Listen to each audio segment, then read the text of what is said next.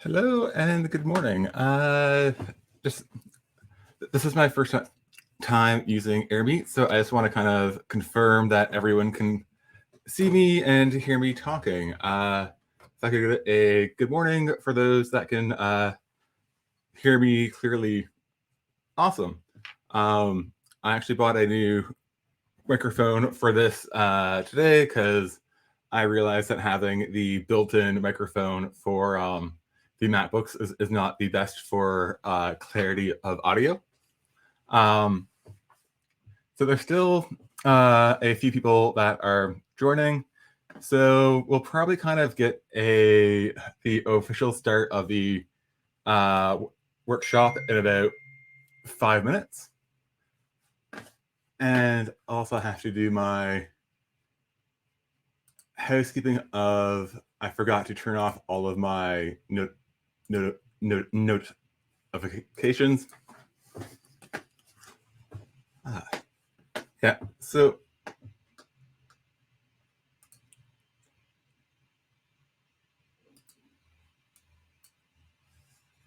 I posted in the chat a link to a Notion site that goes over the workshop and details. Once a few more people join, I'll kind of walk through the format of the workshop and get started. Also, I'll be trying to keep an eye on the chat and Q&As. If you want to submit questions, feel free to do so, and I'll try and get around to responding to those as possible.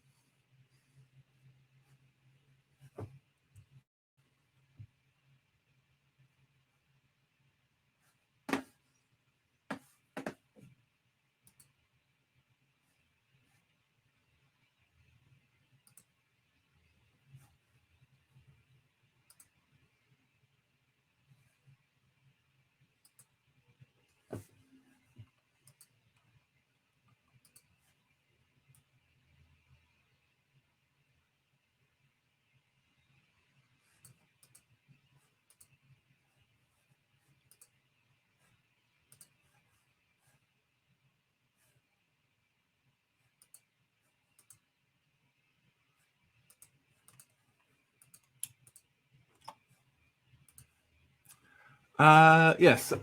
So I see a few questions asking if we will be using Vue 3.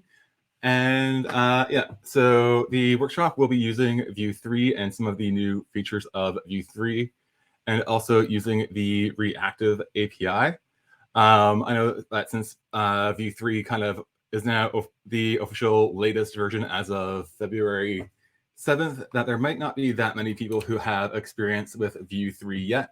So if needed if I need to go a bit slower to explain some of the concepts around that, feel free to let me know.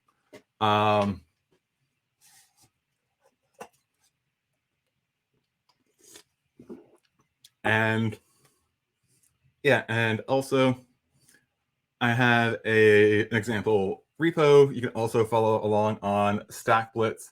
And there's also going to be a few examples done in the single file component playground. So if you're in a situation where you might not have a fully running kind of local environment, you can follow along kind of in a browser-based environment as well.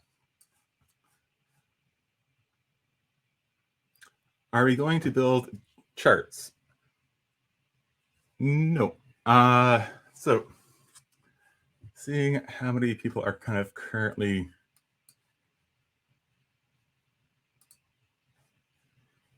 here. So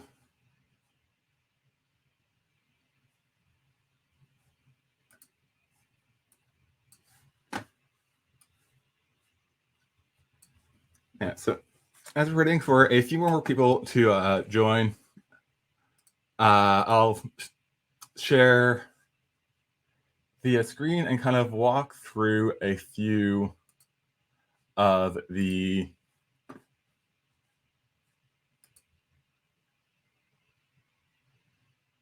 details. I have too many tabs open. Story of my life.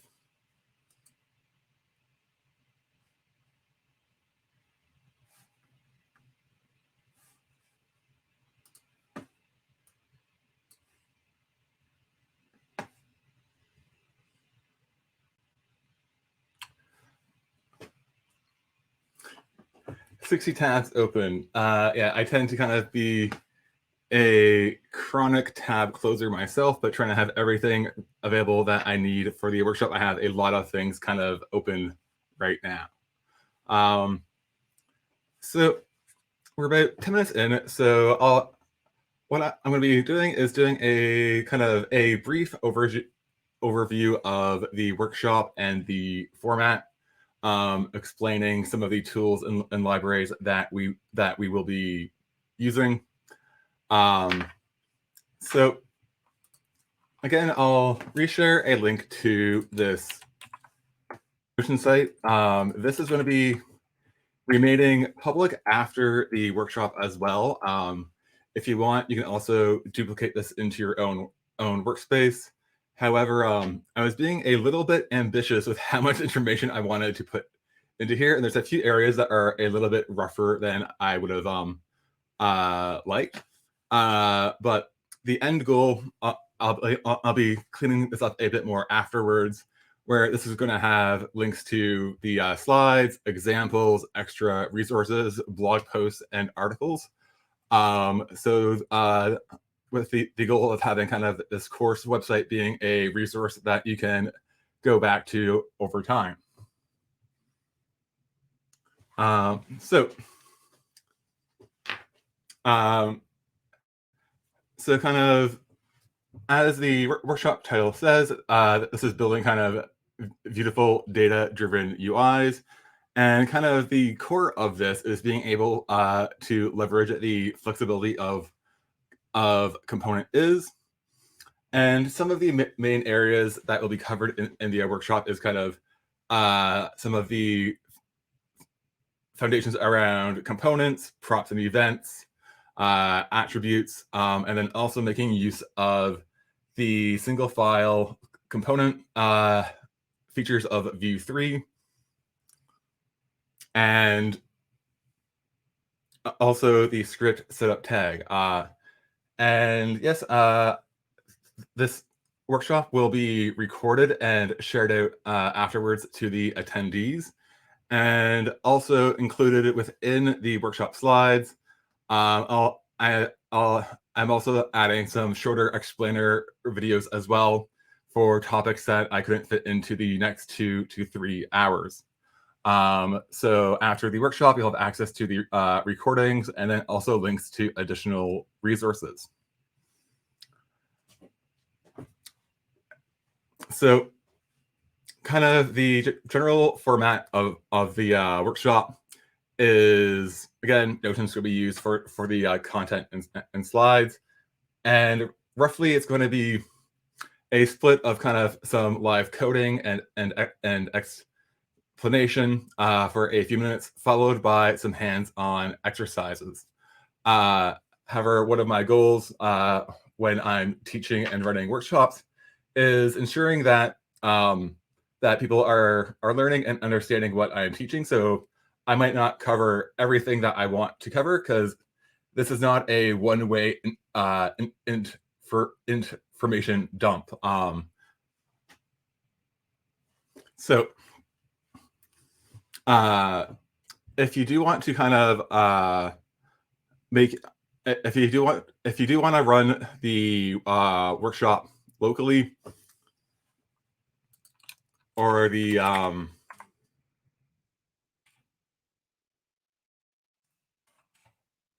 clone and run the workshop locally on your own machine, the link to the repo is here. However, one of the things that you can also do as well is make use of StackBlitz and follow along in your browser. And if you're using VS Code, kind of the recommended setup for working with Vue 3 Yeah, I wanted to add state management into this, but I did not get there yet. But I'll be adding that later on because I was excited about that as well. So I kind of built out this application using the latest Vue CLI. I told the CLI to use JavaScript and not TypeScript. I added routing and the PNF for state management. Although we don't really go into state management in this workshop. So for kind of the workshops for the examples and exercises, you can either clone the repository, run npm install, and then npm run dev, or you can follow along with a lot of these on Stack Blitz. And one of the really cool features of Stack Blitz is basically I can point it to any version or any kind of, say, valid Git path, and we'll have a editor available within the browser. So you can see here Stack Blitz /github/eschultz and the repository. So if you don't have everything installed and running locally right now, once you kind of get to the screen of saying everything loaded, if you npm run dev, in a moment, you'll see that the application is now running, and you'll be able to follow along this way as well. And one of the kind of cool features as well with Stack Blitz is if you were to log in to Stack Blitz and associate it with your GitHub account, any changes that you make when you save it will automatically be forked into your own workspace. So you'll have copies of the workshop and the exercises and examples to go along with you. And then a side note for styling, I am not a CSS guru, so some of the screens might look a bit rough around the edges, but I am using the CSS library called Bulma CSS just to try to make things look a little bit more decent for people as we are following, working along.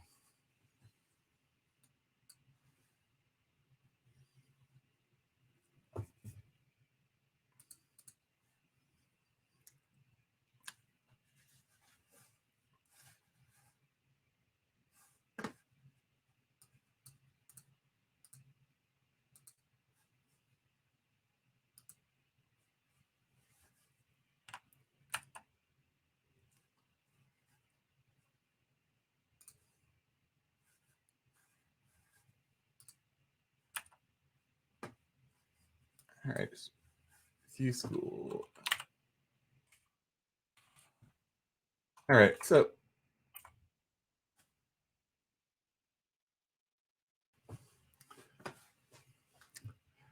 kind of what's coming up next for the workshop is, first I'm going to kind of explain a little bit of what I mean by a data-driven dynamic UI. It's not uncommon for us to be building applications and screens where we are getting data and binding it to our screens. So just to kind of clarify what I mean by a kind of dynamic data-driven UI, going into a bit of how a component works, and then tying this together into making a kind of dynamically driven UI. So what I mean by a data-driven UI is it is having your UI be generated based on data that is available at runtime and not necessarily, say, at build time or at design time of your application. And there's kind of a number of scenarios where this is possible, such as dealing with API responses, having your screen layout stored in application state, or if you're building applications that have a lot of kind of like data-driven configuration. So if you think of sites like if this, then that, where we have all these different types of integrations and fields, and we don't want to build out each one of those by hand. And a very kind of other common use case is working with a headless CMS or headless e-commerce application, where when we're kind of getting the information from the CMS, we're not necessarily getting the rendered markup and HTML, but kind of a content structure describing what should be displayed. And then another use case is also for form builders and form generators. And personally, I find that using this to dynamically build forms is, for me, it's one of the least exciting applications of using this approach. But it's a pattern that I'm sure many of us have had to deal with before. And like, I've been working in tech for over 15 years, and I hate building forms, and every form building solution I've come across tends to leave me wanting a bit more.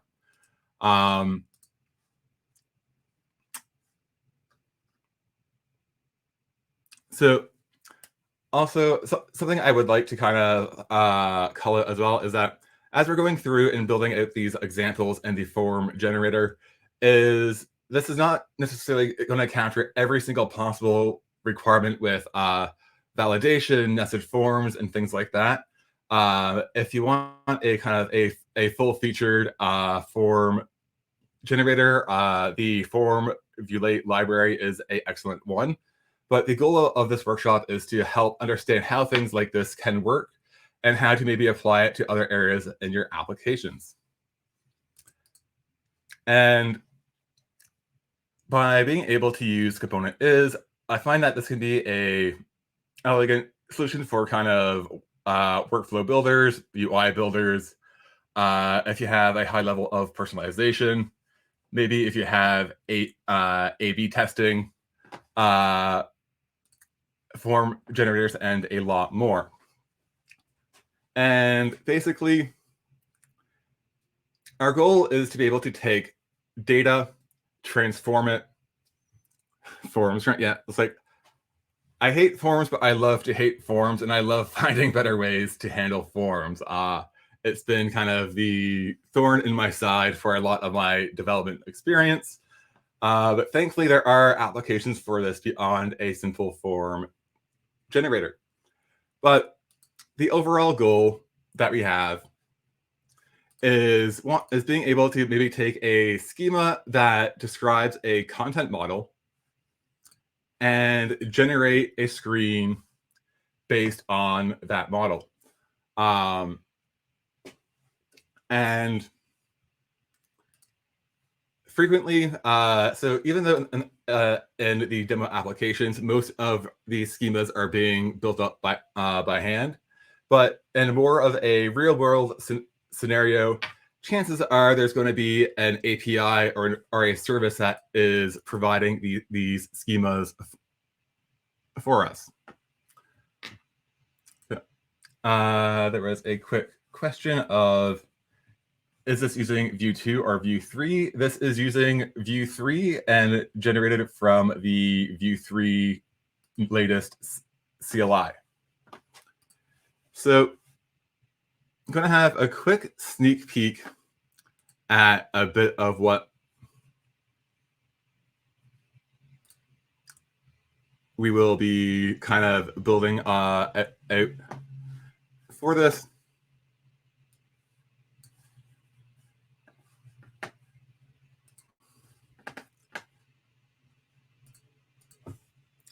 So if you click on the link for the sneak peek, I'll also paste this into the chat for people that want to follow along there.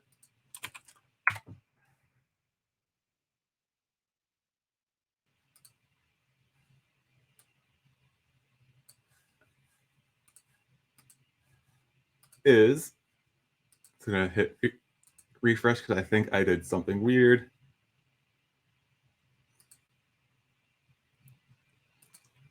Yeah, and this is my first time trying to do a live workshop with stack puts, so I'll apologize in advance for anything that doesn't go quite as smooth as I would like. But this is just going to be giving us a bit of a preview of the types of things that we're going to be looking to build before going into the hands-on portions of the workshop.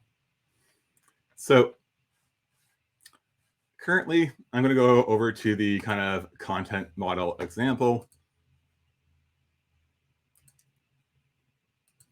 And I kind of have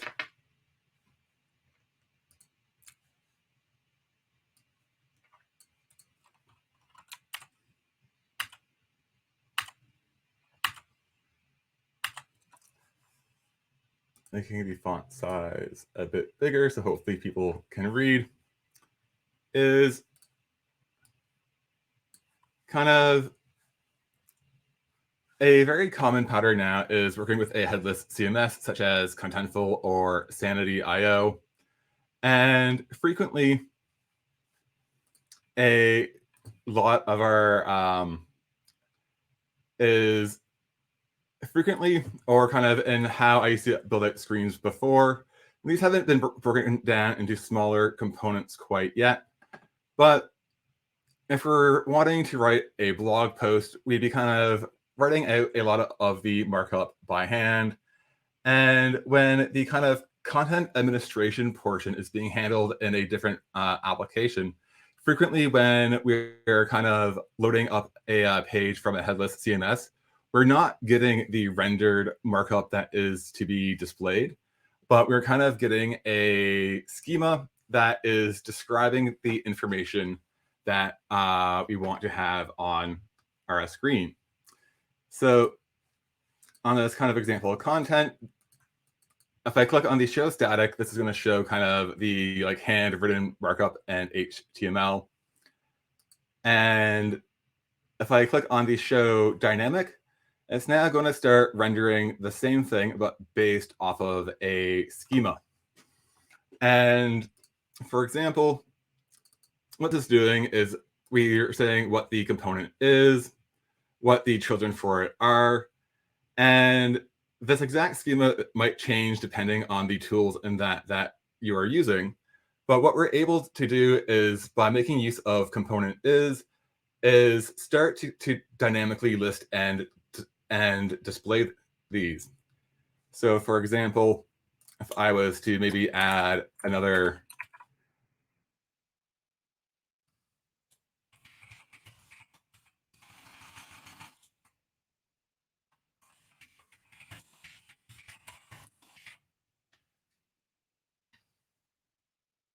and that should now be kind of displaying there. If I wanted to maybe move a card from in the footer to a different section, is by updating the schema, we are able to kind of change how this page is rendering and displaying. I'm gonna preview. And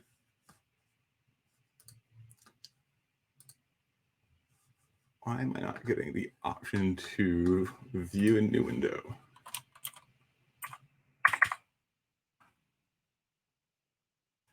And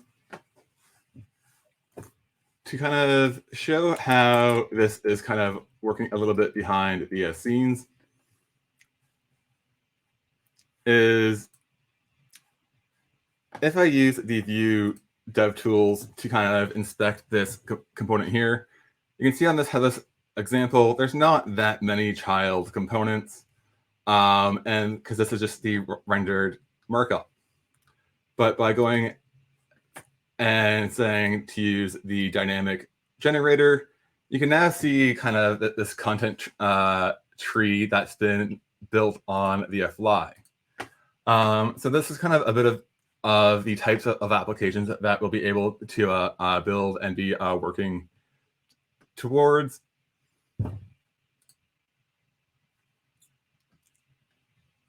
And then also for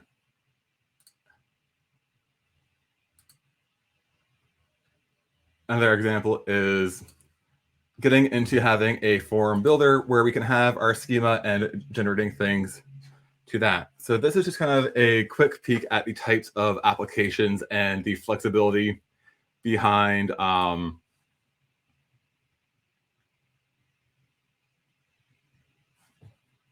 the component is within Vue.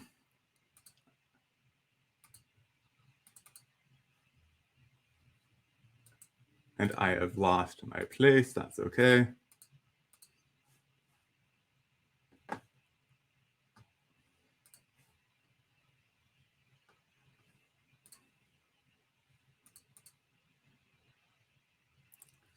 But so the end result is being able to take a schema and generate the UI based on that. So kind of the core functionality. Okay, so now that we have an idea of the types of things that we will kind of be building towards, is kind of the core building block of this is making use of the special component in Vue called component, and the attribute is. And basically, what this does is component is a component that renders other components, and the is attribute tells us what other components that we want to display and render. And component is a very kind of flexible property. So anything that you can bind a prop to within a normal component, either it be a top level binding from your script setup tag, or if you're using the options API from your data, it can be bound to a computed property. To a computed property. And this opens up a lot of flexibility of what is actually possible.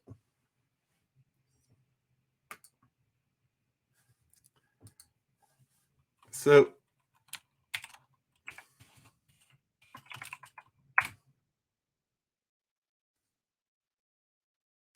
to kind of show this a bit more clearly is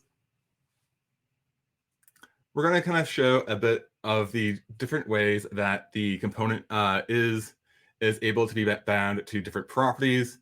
This should take maybe about 10 minutes. Then we'll have a exercise after for a hands-on coding session. However, if you go to the Vue SFC playground, you can follow along if you would like. And then I'll also be posting a link to kind of like the final end state into the chat as well. So one of the things that show the functionality of the components in Vue is that's a component is I'm going to make it a p tag.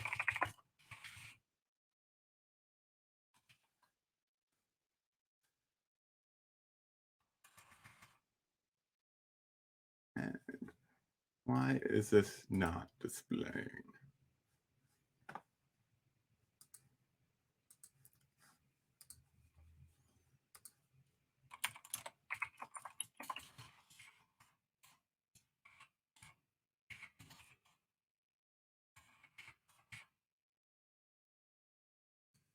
So the kind of error that I had just made there is I was using the binding property, so it was looking for a variable called p initially when I just had p like this. And since there's no variable being exposed called p, that is why I was getting a error displaying on the screen. But one of the things that you can do with a component is bind it to a string value. And this can also be any kind of HTML element as well, not only custom components. And if I wanted to change this to a div, you can now see that it's showing up as a div down there as well. However, the real kind of flexibility starts to come in with kind of having it load our own custom components as well. And also being able to have the is attribute being bound to other properties or in our application. So I'm going to make a component called base input.view.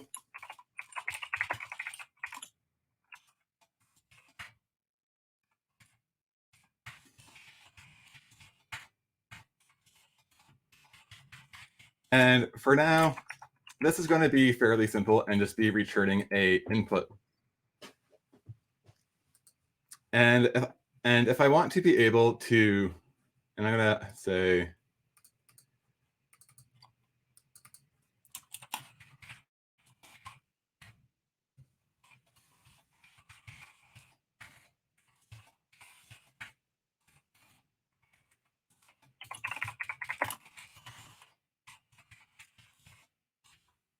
is if I want to be able to bind component is to one of the other inputs, what I have to do is import our inputs. So I'm going to say import our base input.view first.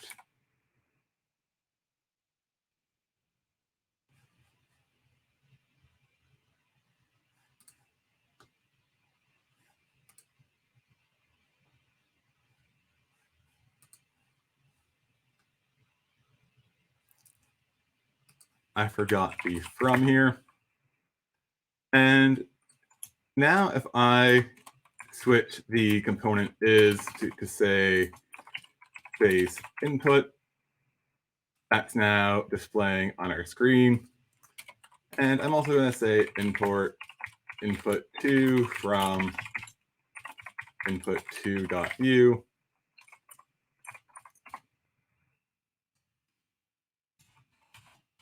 Going to add some line breaks so we can kind of see how these are both going to be working. Is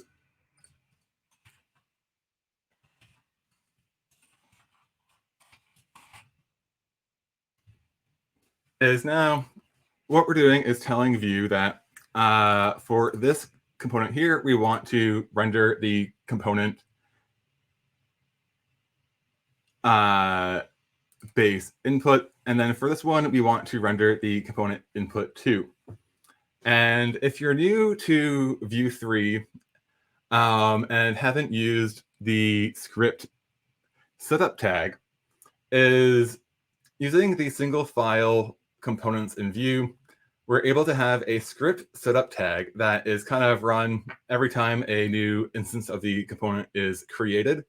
And anything that is declared here becomes available to be used in the template. And Vue refers to these as top level bindings.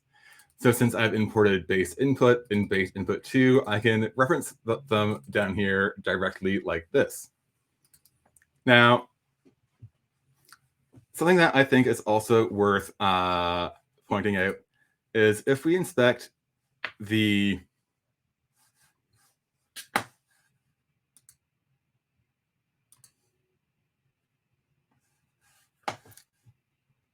scroll up so we can see the dev tools a little bit better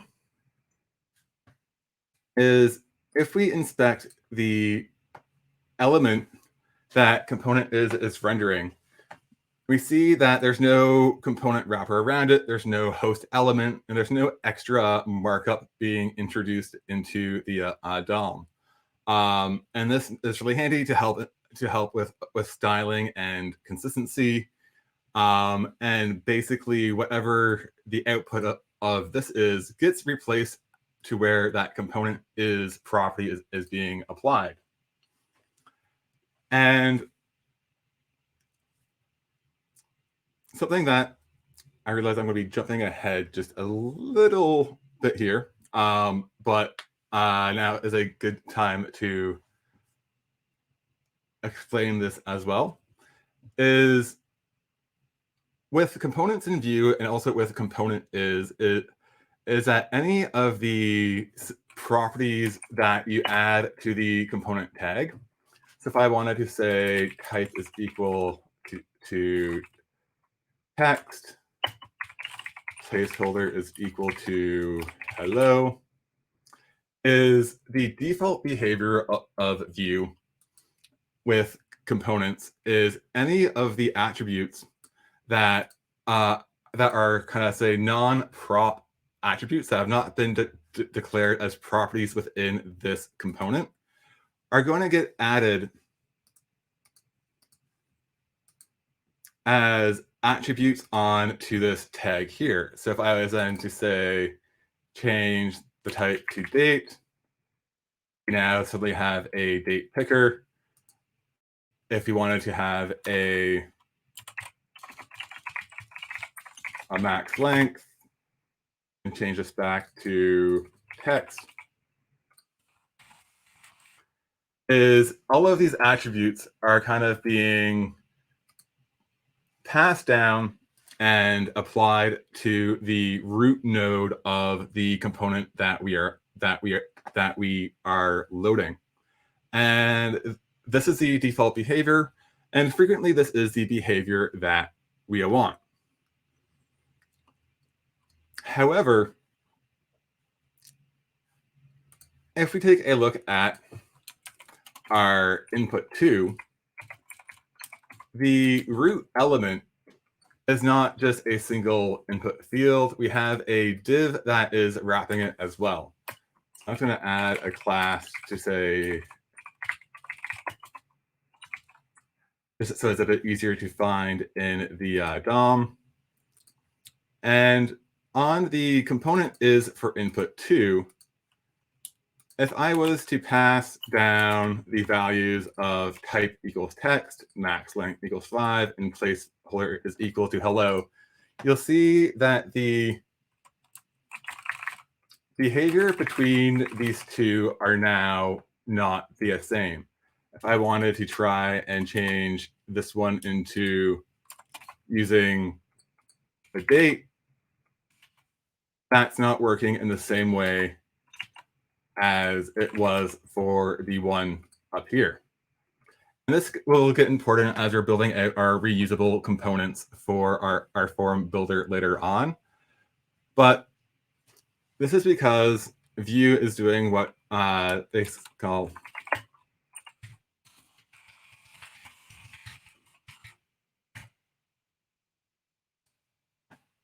I'm going to add a link to this within the playground to make it easier for people to find as well if they're coming back to this later. But what's happening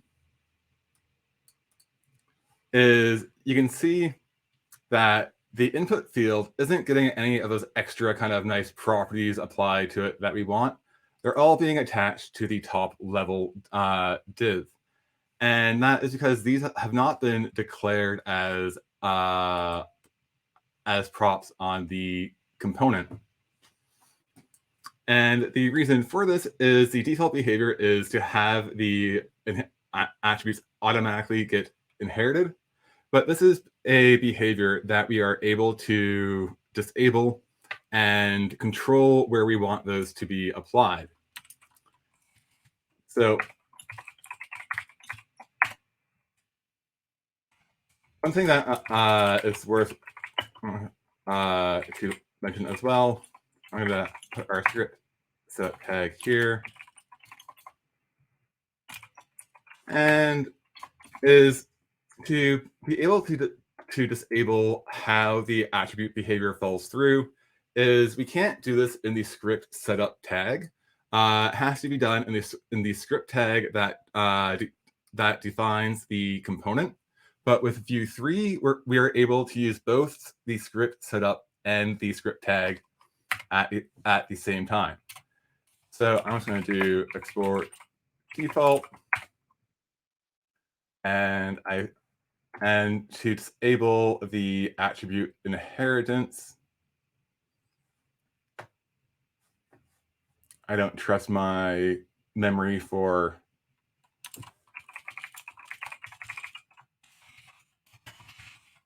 is the property on the component attribute that we want to change is the inherent attrs, and we are going to set that to false.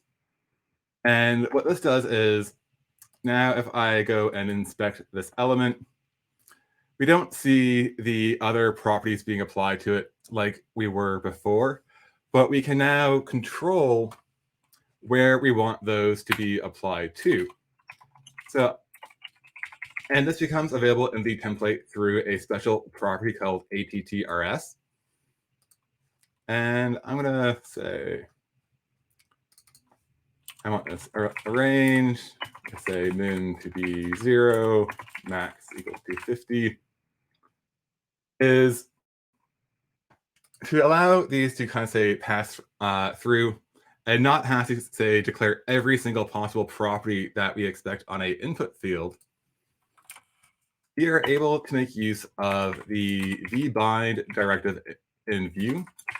And what this does is, if you pass in a object to as a value to vbind, any of the properties on it will now get applied to the element that we want. So, for example, where if I had this set to true, you can see that they're still being applied to this top level div. If we set it to false, we can now control where those fall through to as well. Before I carry on, are there any other questions that I could maybe explain a bit more?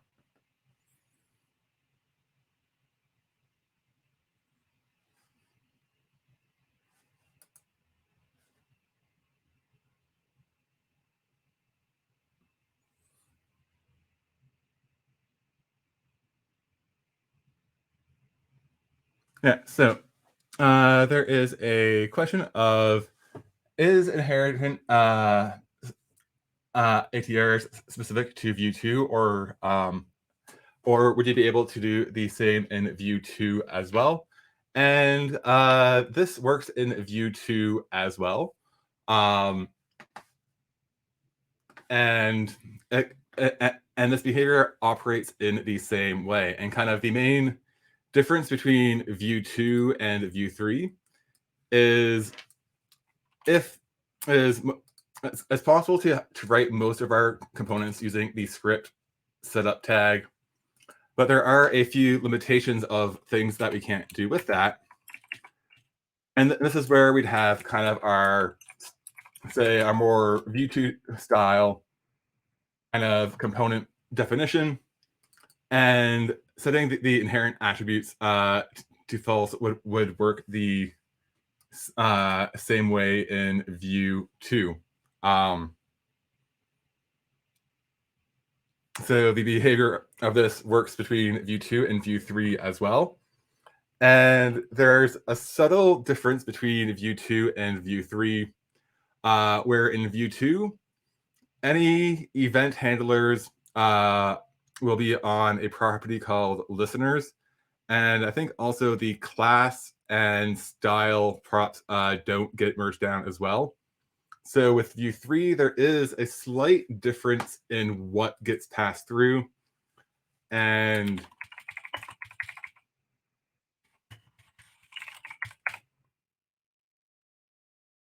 in the kind of migration guide, I lost the link to that. It goes into a few more of the differences between Vue 2 and Vue 3 in terms of what gets passed down. But I can add a link to that later. But the main difference being that the event listeners aren't part of the attributes in Vue 3 where they are in Vue 2. So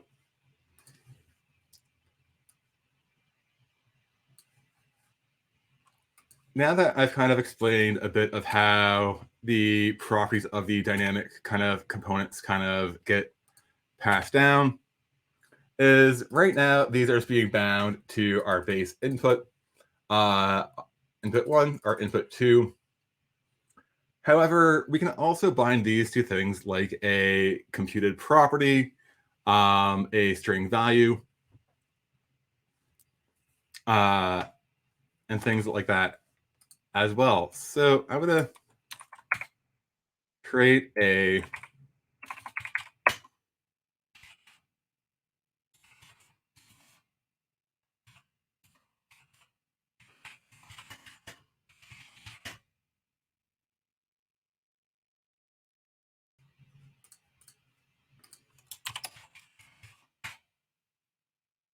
say,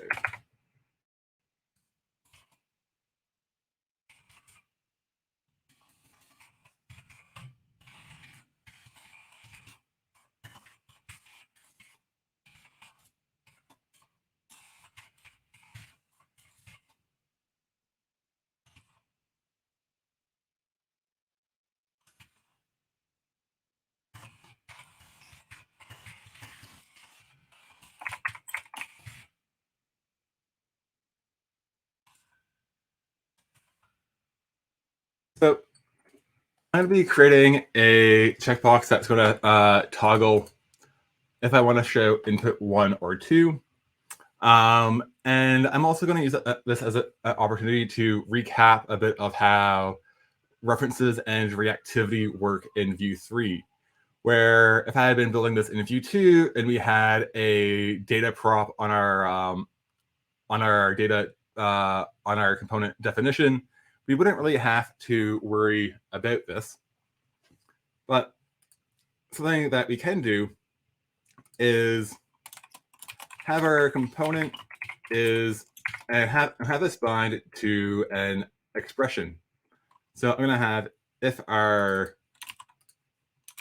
show input 1 is equal to true, I want to say base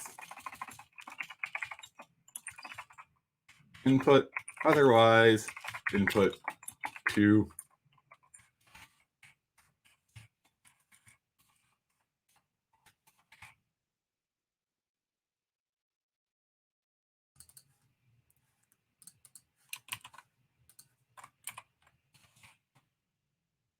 I keep getting burned by my own typos.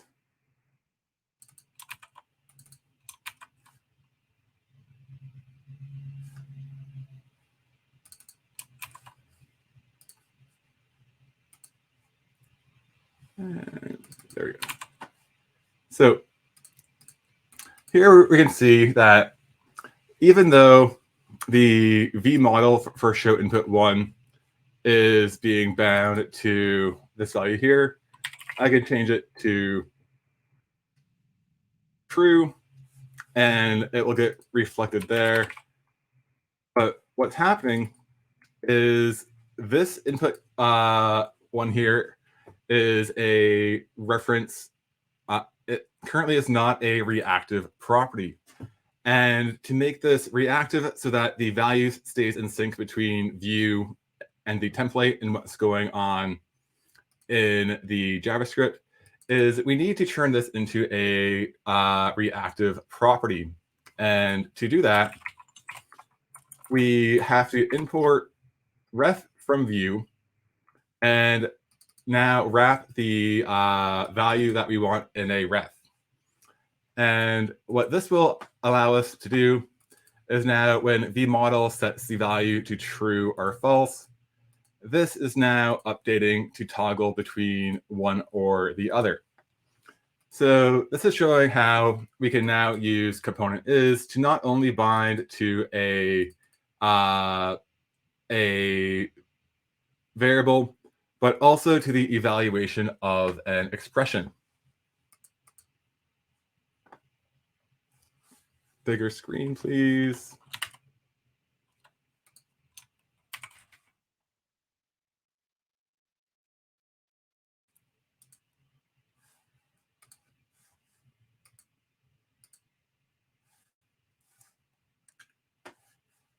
Are people able to see this a bit more now?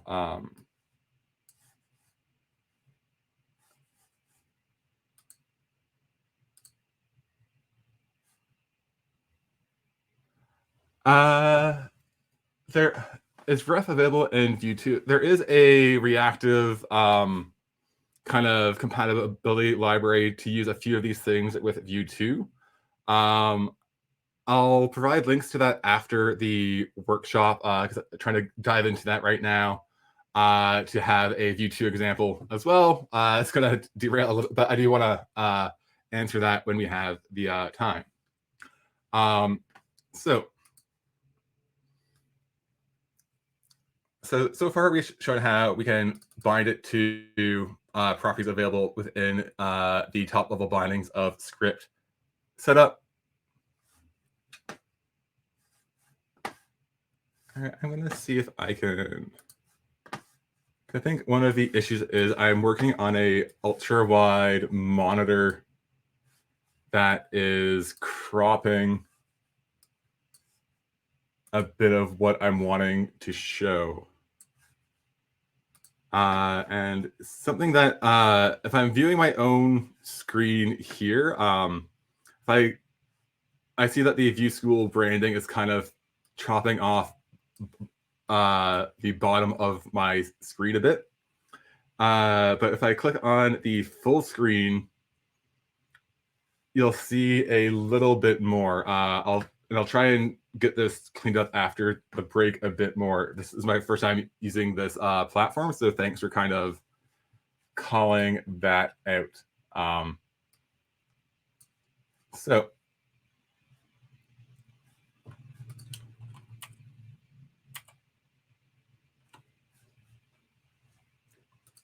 So the next thing that I want to show before going into a exercise and then a break is being able to bind our component is to a computed property.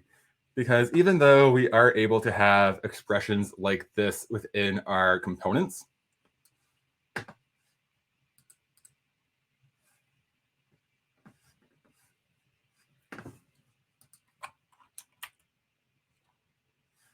is within our components is that over time, this can start to get to be really complicated. And it's nice to kind of keep our expressions and our templates a bit simpler. So to kind of create a computed property is we're going to be importing computed from Vue. And if you were using Vue 2, you could have your computed properties on your component definition. And I'm going to say let show which is equal to computed. And what computed properties do in Vue is whenever any of the values that this function depends on changes, it's going to go and re-evaluate this and assign that value to show which. So I'm just going to say return show input 1.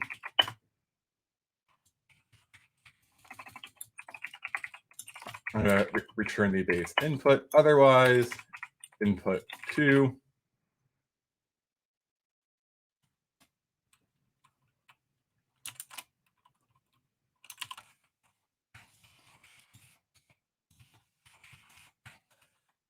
And instead of having this being bound to the expression, I'm going to have it be bound to show which.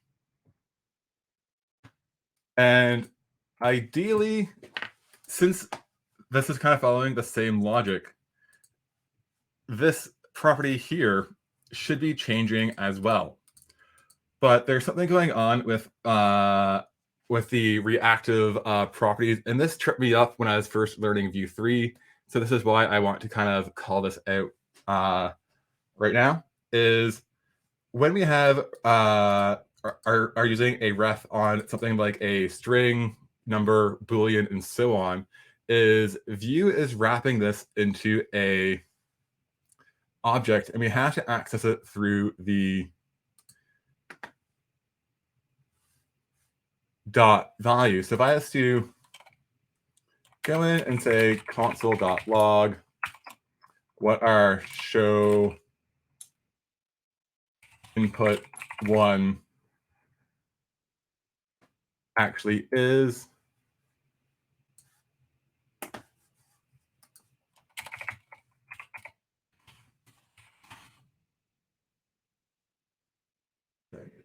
flag to the side, yes, is we can see that the value of our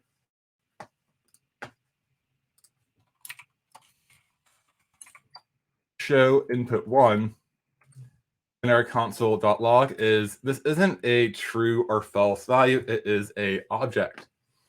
And so what we have to do is unpack that with dot value.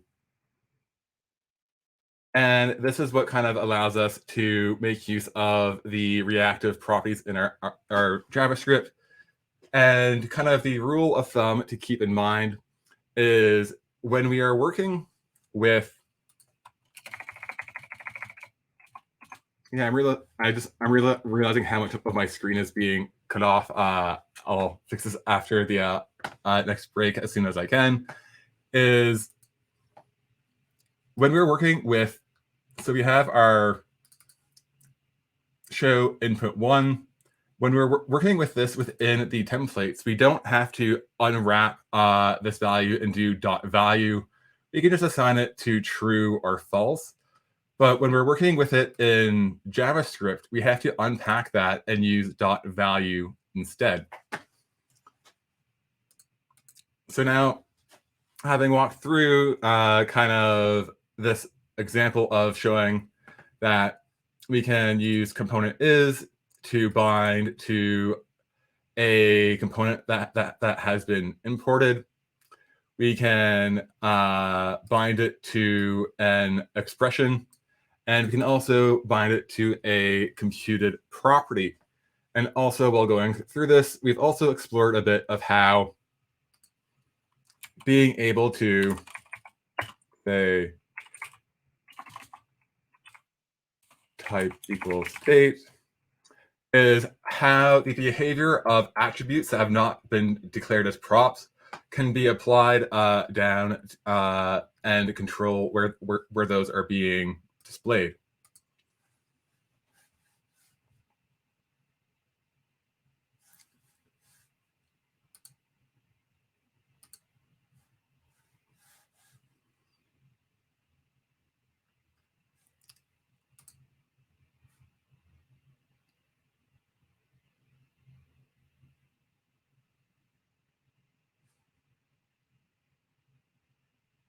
Yeah, so I'll try and speak a little bit louder and clearer if things are a bit choppy. And also something that I'll mention as well is I do have a stutter and a speech impediment, and occasionally I do get tripped up on words. So if you need me to slow down or repeat things that I've said, feel free to let me know. I don't mind. F11 can give more real estate. Yeah, so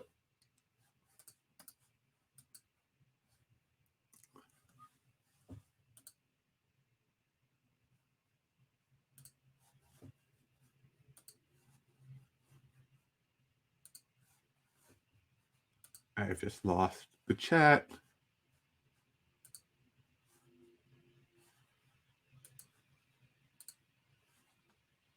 Yeah, so again, apologies if I've stammered a bit. Yeah, but occasionally I do get into a little bit of a robotic voice. It's also been called a staccato voice at times as well. I'll try and speak a bit slower and project a bit more to ensure that people are able to hear me a bit more clearly. So now that we've kind of talked a little bit about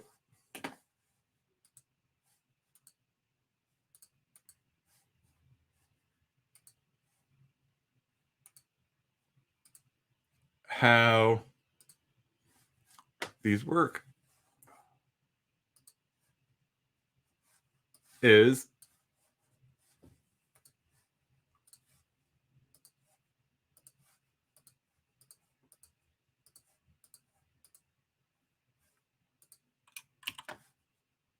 I'm going to share the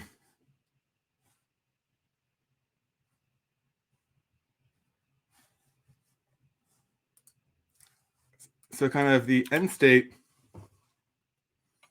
of what I just kind of coded through. If you were to follow this link on that I had posted into the chat, it should load up in the Vue single file playground.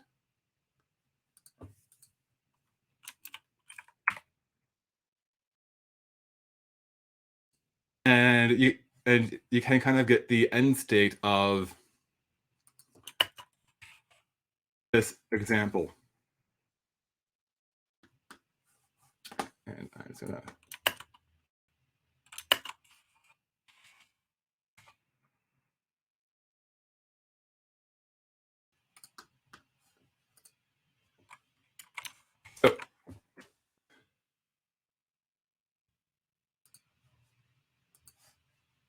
what we're going to be doing next is now having a bit of a hands-on coding exercise. And then after that, we'll have a quick break. During the coding exercise, I'm going to get my tabs back into order. I have unfortunately just confused myself trying to rearrange all of my windows.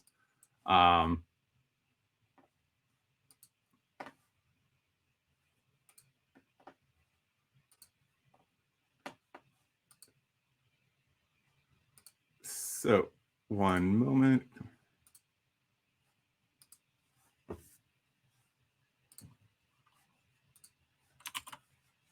So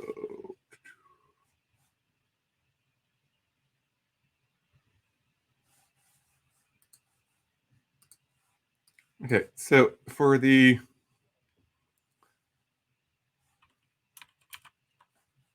all right, I'll fix the link because I think the chat has made some of the links a bit shorter. So I'll put this into a URL shortener so people will be able to access this,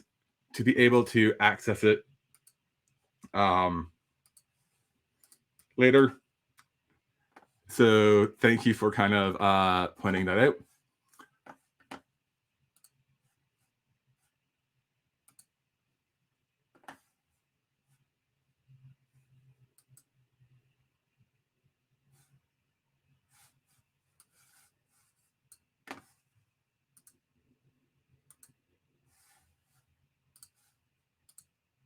So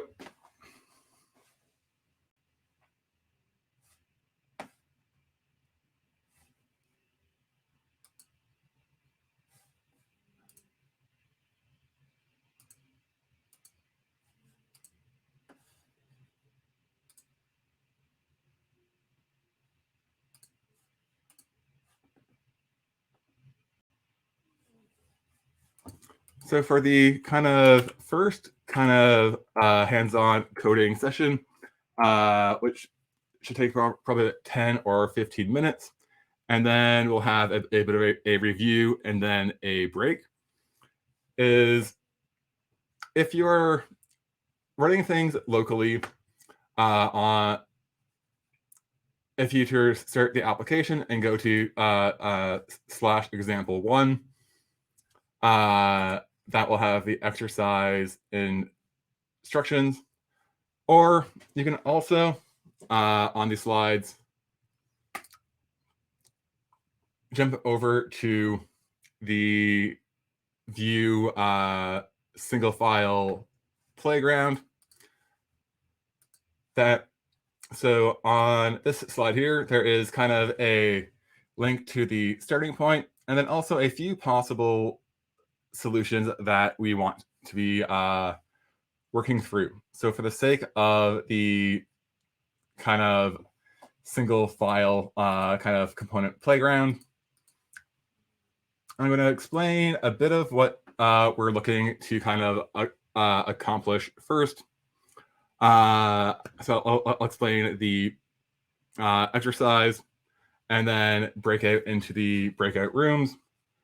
But what we have is kind of a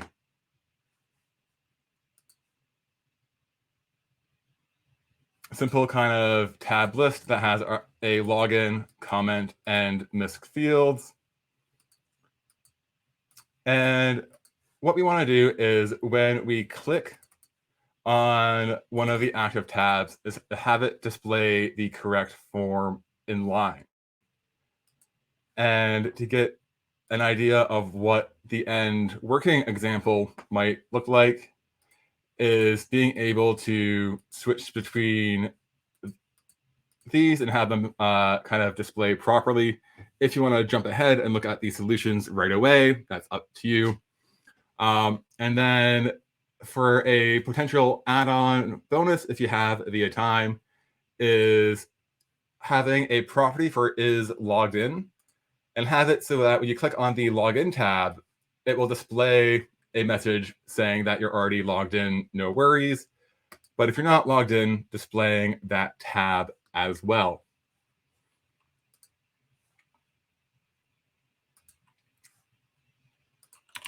So I'm going to do a tiny URL because this is pasting things into the chat.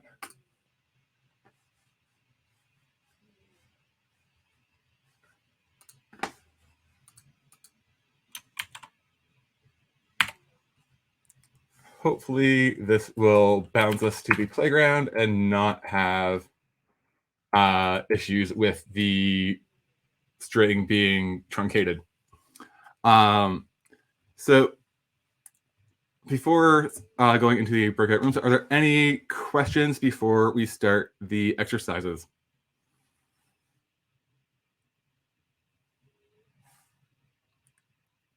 All right, I'm going to now do the pause, and if this works well, fingers crossed, people should be grouped into rooms, and then I'll be able to kind of jump around to the tables and answer questions. And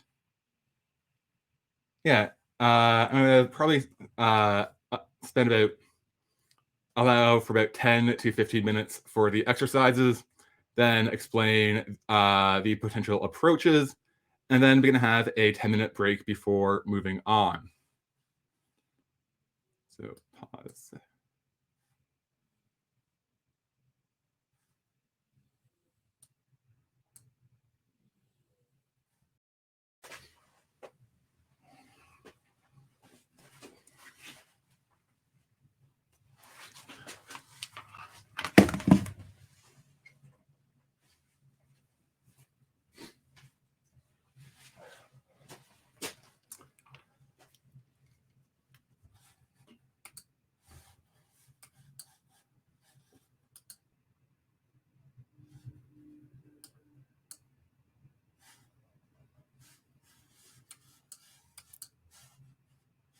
Hello.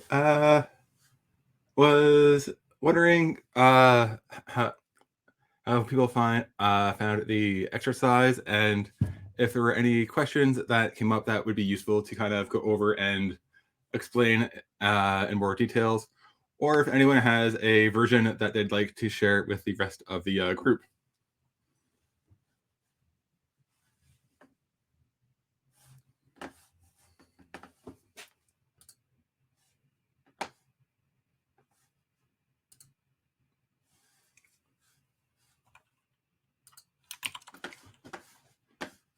So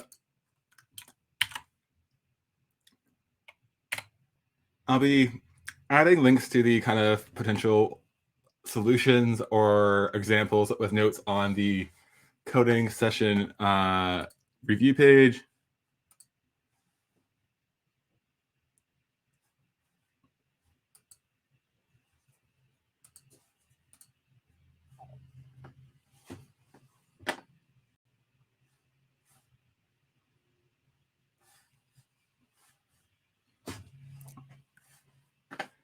So as and if anyone has a version that they'd like to share, feel free to post it into the chat. Or since there is kind of issues with kind of the URLs getting kind of truncated, if you want to use like tiny URL to make it an easier one to share in the chat, feel free to do that as well. So I'm going to spend a few minutes going over kind of some of the potential ways of solving this, a few of the maybe gotchas that people had run into, and then we'll have a break before moving on to building out the dynamic forms. So there's kind of three possible ways that I had worked on doing this. And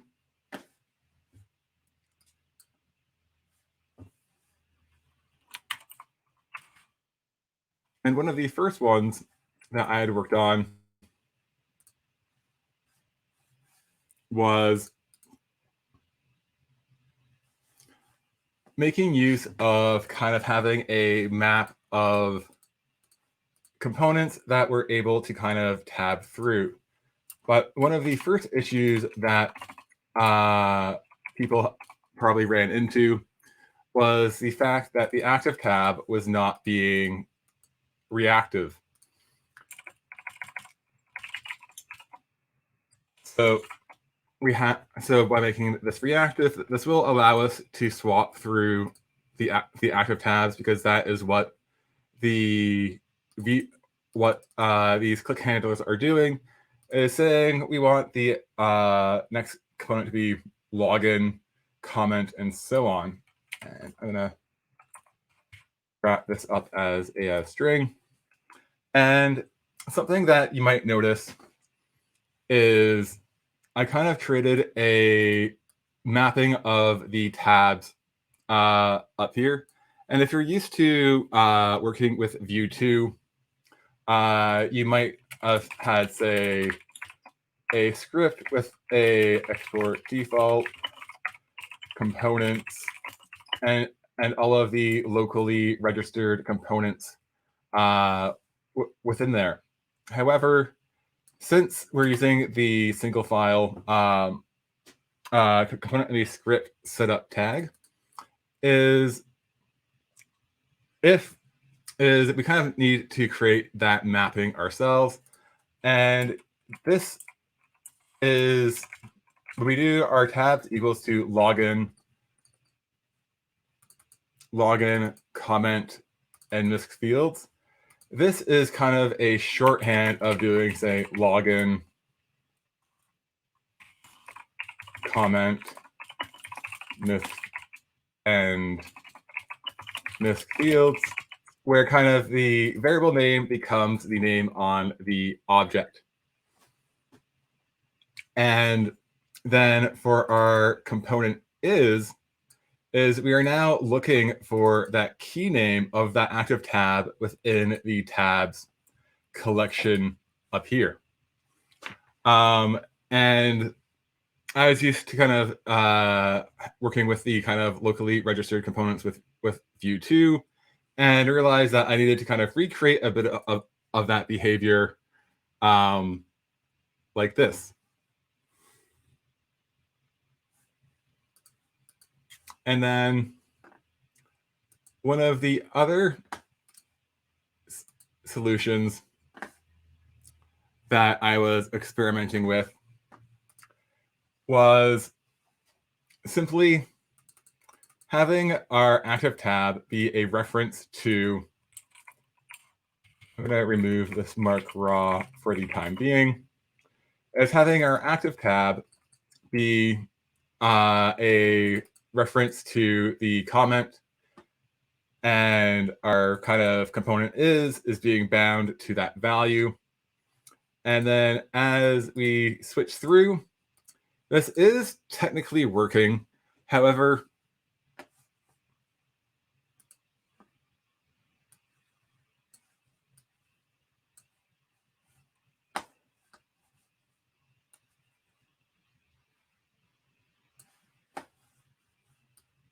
I can't get Vue to display the message that I want. Is you'll get an error saying that a component was made reactive. And this usually isn't the behavior that we want, because this can lead to performance issues. And the way that we can work around this is there is a reactive helper in Vue called mark raw. And all it does is tell Vue not to treat these as a reactive component, is to not make these components reactive. And this is what allows us to now kind of swap through to the different ones and not get that error message.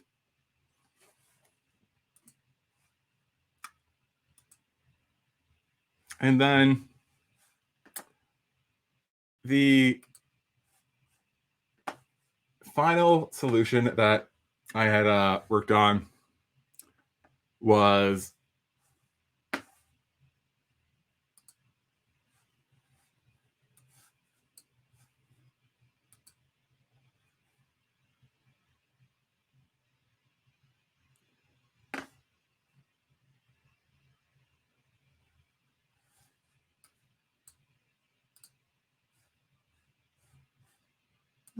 there we go. I think this might work a bit better for getting everything on the display that I want.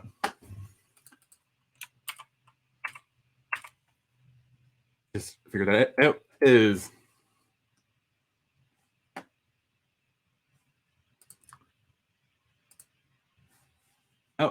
thank you for pointing out that error. I'll get that fixed. I appreciate that, Chris. And one of the groups that I joined, a person was asking about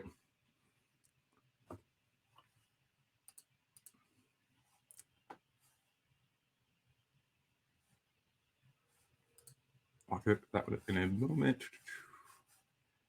was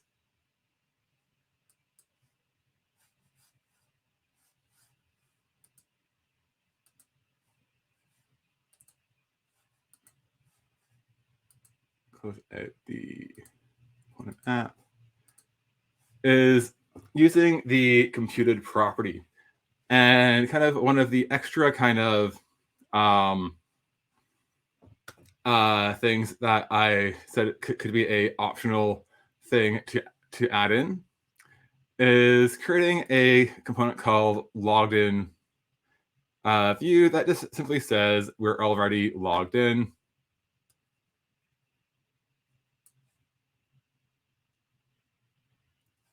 And have that display if we click on this tab. And then this is where kind of the value of being able to bind to a computed property gets to be really handy. So this is kind of similar to the kind of having that tab map before, but we're going to have any kind of logic that we want within our computed values. And since there's two references that this computed function is keeping track of, one is the active tab, and the other one is the is logged in. And when we scroll down to our component is, it is now being bound to display tab. And we are doing a switch on the active tab dot value because that is being switched between login, comment, or misc fields. And then what I decided to do is like, oh, if we're going to the login field and we're already logged in, then let's display a different component instead. And if we have, like, say, a more complex like validation rules and things like that, this is the kind of stuff that might be really hard to express in a template expression down here. And this is where kind of a lot of the power of being able to bind the component is to things like computed properties. Because now when we go and view the output, it's really easy to now have this switch between one or the other depending on other parts of the application state. Were there any other kind of questions or approaches that people had run into that they'd like me to answer?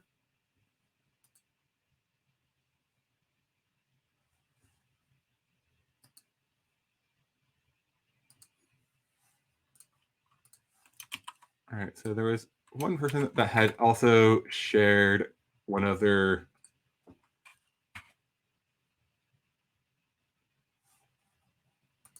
solutions in the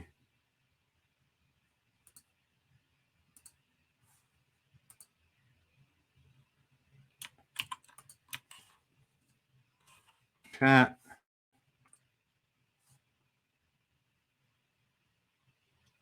Yeah, so this person, and I believe it was, is there also a kind of null value for a component to show nothing? You know what? I haven't tried that before. So this, yeah, so if we just pass in, say, undefined or null, then nothing is going to get rendered in that place. So the kind of, this was the example that was shared by David up top. And this was kind of, yeah, making use of the computed property, which was quite similar to the one I had, where I was showing the additional option of showing the is logged in or not. Now, let's just say, if I have to make a misc fields kind of X and say default return. And now, since this isn't being found, so if we're having a something that's not found, we can return null, or we might want to show a component not found or error handling like that. Is it possible to pass is logged in via attributes?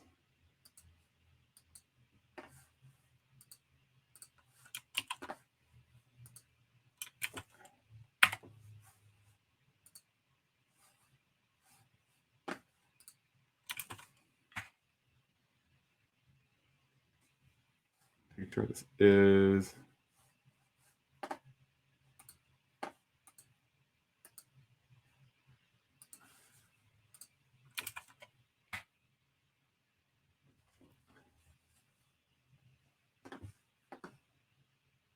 So I'm gonna try and answer this question for so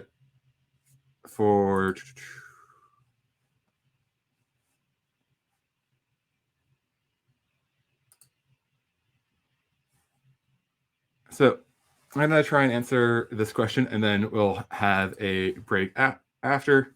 So the error that we're seeing is a non-props attribute is logged in. Comment is logged in is equal to false. And so what they have done is they've declared the is logged in as a reference set to false. Model is logged in. And component is logged in.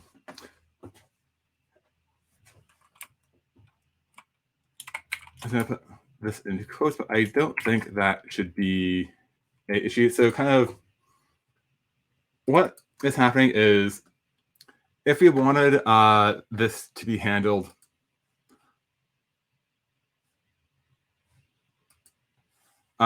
within each of the other components, is we could either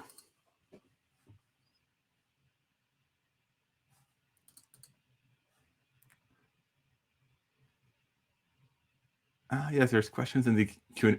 I'll try to make better use of the Q&A tab after the break. Thank you for the tip, Chris. I really appreciate that. So what is happening here? So I'm going to say go over to the comment field. And like right now, this isn't going to be kind of making anything not work kind of properly in break, but it will be displaying a warning. And I'm going to say,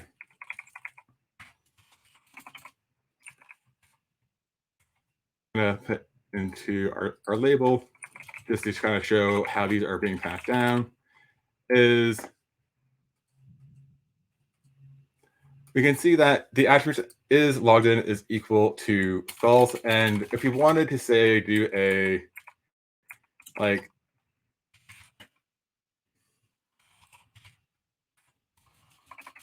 the if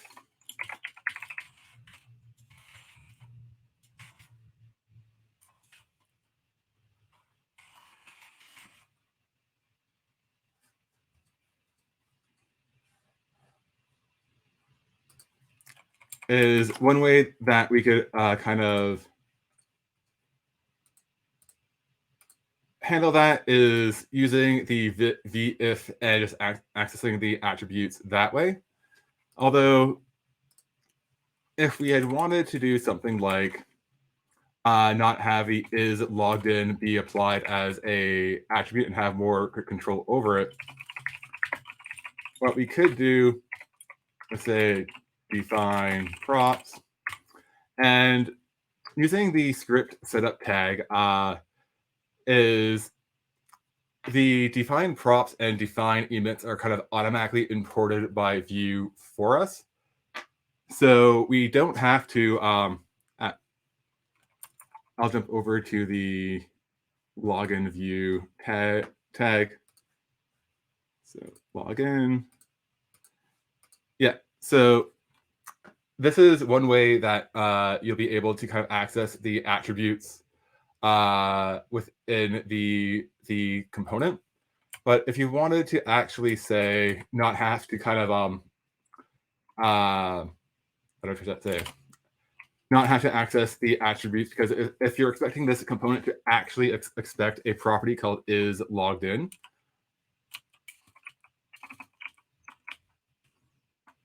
it is logged in, script setup, define props.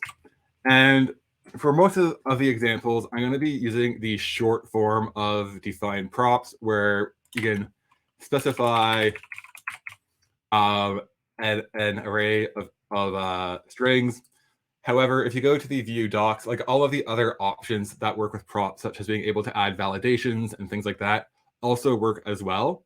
But just for the sake of brevity of this workshop, I'll be defaulting to kind of the short form of the array of strings. But one thing that you'll kind of notice now, and I'm going to wrap all of this into one larger divs to ensure that there is only a single root element, is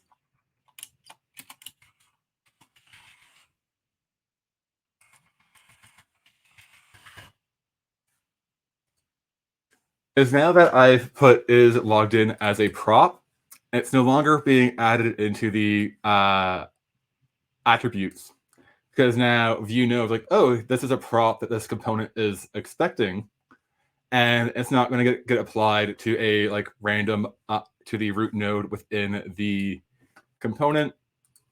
So even though we can access the attributes this way, if we do know that this component is actually expecting, say, and is logged in, it might be a better option to define the prop as is logged in.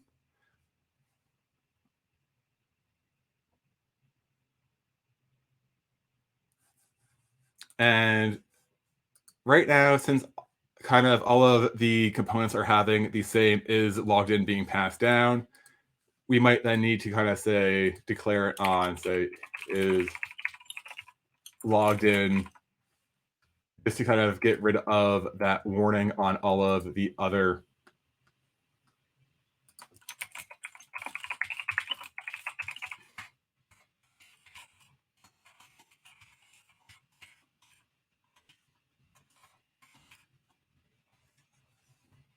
and then that way it's not being bundled into the attributes for it.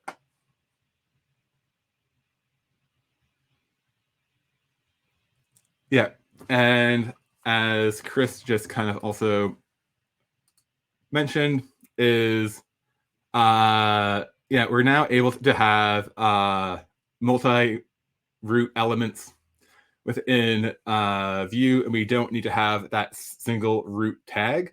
And then by having that will also by default disable the attribute inheritance. We can go into that a bit more later, but kind of realizing we're already at a little over about an hour in.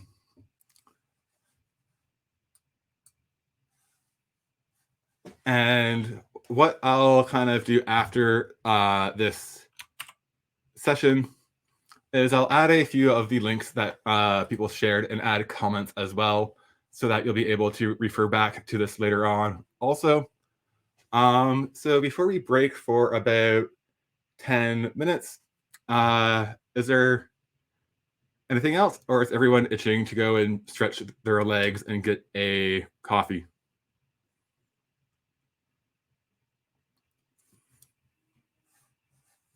All right, so it is currently about 1:50 local time in Toronto. And now going on to our break time. So go grab a coffee, go stretch your legs, and we'll start up again in about 10 minutes and start going into forms and the dynamic field generation.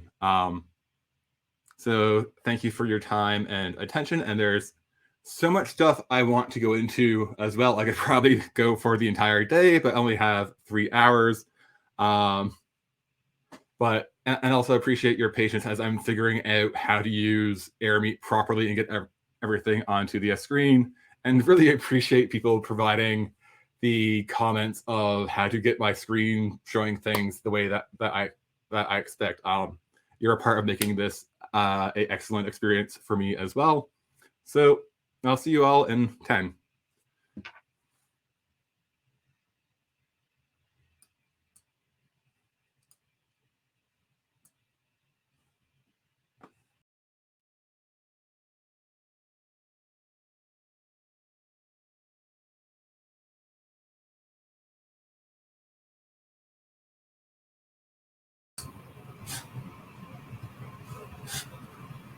Hello and welcome back. hopefully you had a chance to get some water, some coffee, and stretch your legs a bit. During the break, I was doing a quick look through a few of the Q&A and answered a few of the questions, and also presented a few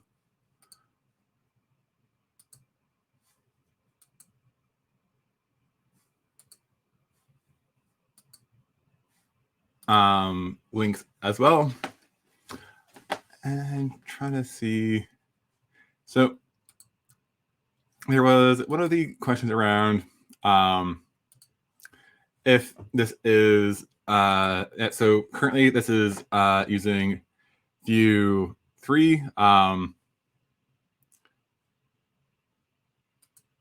However, if there's people who are currently using Vue 2, is kind of, I did an initial exploration into this a year or two ago, and this is kind of what inspired this workshop. Was kind of going through and building out a similar kind of dynamic form generator using Vue 2. And I'll post a link to that in the chat. And so this blog post is walking through doing this in Vue 2, and kind of like how easy this was kind of blew my mind.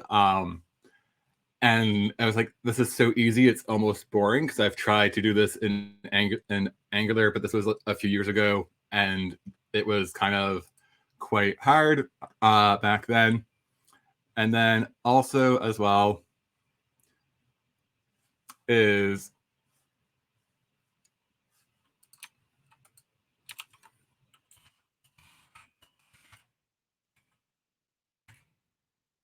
there is also a conference talk that I gave, and again, this is like the Vue 2 centric approach to this, and most of this will still apply with Vue 3 as well, with the main changes being to the model bindings. And I plan on updating this blog post as well later on. So if you are using Vue 2 and want to kind of know how to do a similar kind of thing in Vue 2,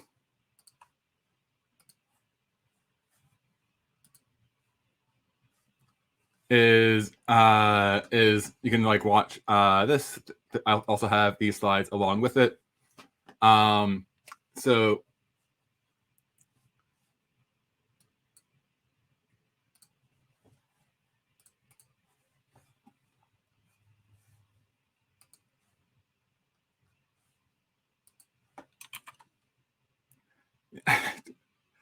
yeah, and I saw the comment of a trauma from trying to do this in Angular, and kind of and it was actually the pain points of Angular that inspired me to kind of write this. So a bit of a background before going into the dynamic forms section was I was working on a project for an insurance company that had all of these really complicated rules of based on what state people were in, what state their like property, house, vehicles, and things like that were in.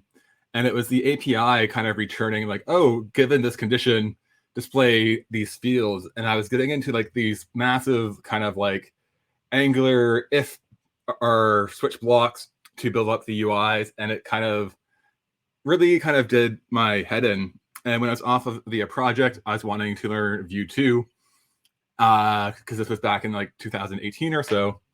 And I was like, what is a problem or a challenge that I'm having in other frameworks? And can Vue make this easier? And for me, a lot of this was me going through and kind of like the live notes I was writing to myself to build out the form generator. And a lot of kind of the power of this gets unlocked by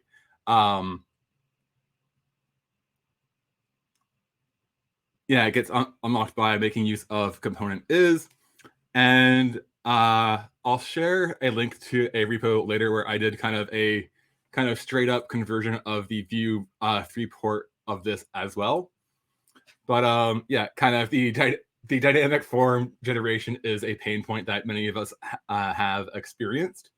And for as common as this use case is, I also think that the dynamic form aspect is also only scratching the surface of what is possible with using the component is.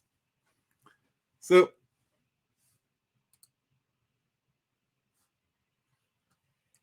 with kind of that out of the way, let's kind of move into kind of now building out our a few kind of components, understanding forms a bit better, and how to kind of also make our custom components work well with vModel. And then after that, we'll then start going into building out a dynamic form generator. And again, I've been kind of keeping track of various questions in that and taking a few notes. So I'll also be posting updates online after the workshop as well. So keeping an eye on the time is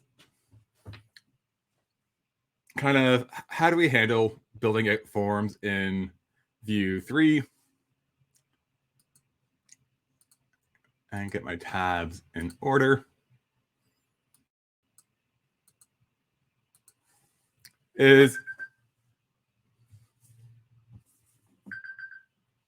So working with forms in Vue 3 is largely similar to how they worked in Vue 2.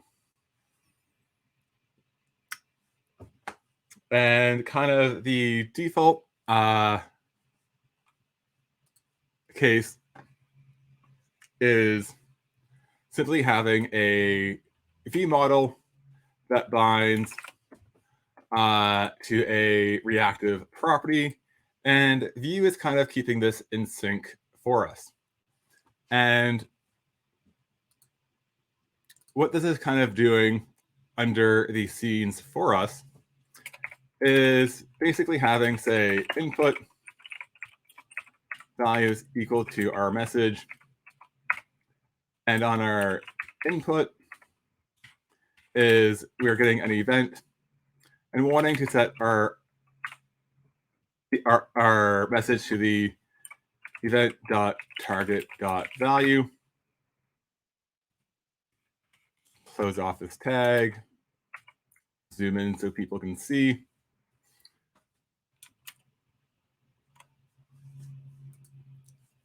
And now we can see that both of these are now being kept in sync. Okay. There we go. I think I can now see both things on the screen at the same time. Now, one thing that if I was just to say take off that input there and only be binding the message value, is you can see that the binding works one way, but since the input isn't handling any events, things don't stay in sync. And kind of if we're kind of directly using inputs on our screens,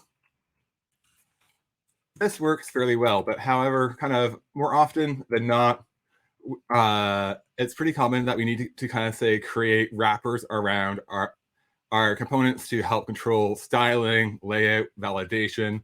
At times, there might be controls that the HTML inputs don't kind of support right away. And one of the changes between Vue 2 and Vue 3 is kind of how vModel works with kind of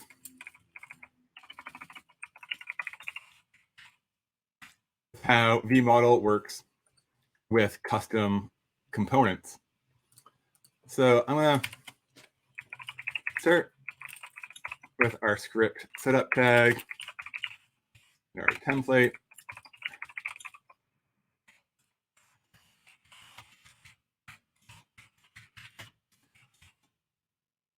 And just have the input for now. And I'm now going to import our base input from base input.vue.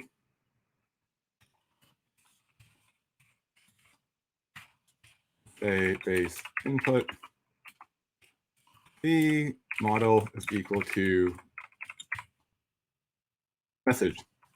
And now what we'll see is we now have our base input, but nothing is really going on with the message right now because we have not made a component that Vue is able to understand as a kind of a vModel component. And this is a change between Vue 2 and Vue 3 that tripped me up initially, but now kind of makes a lot of sense.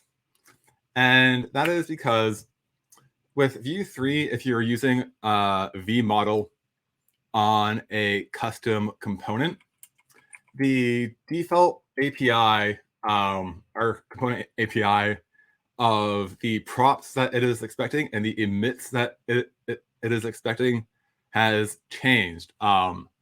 It is possible to change these defaults, but for simplicity's sake right now, is to have a custom component work well with to work properly with vModel is we need to have a prop called model value. And I need to define props.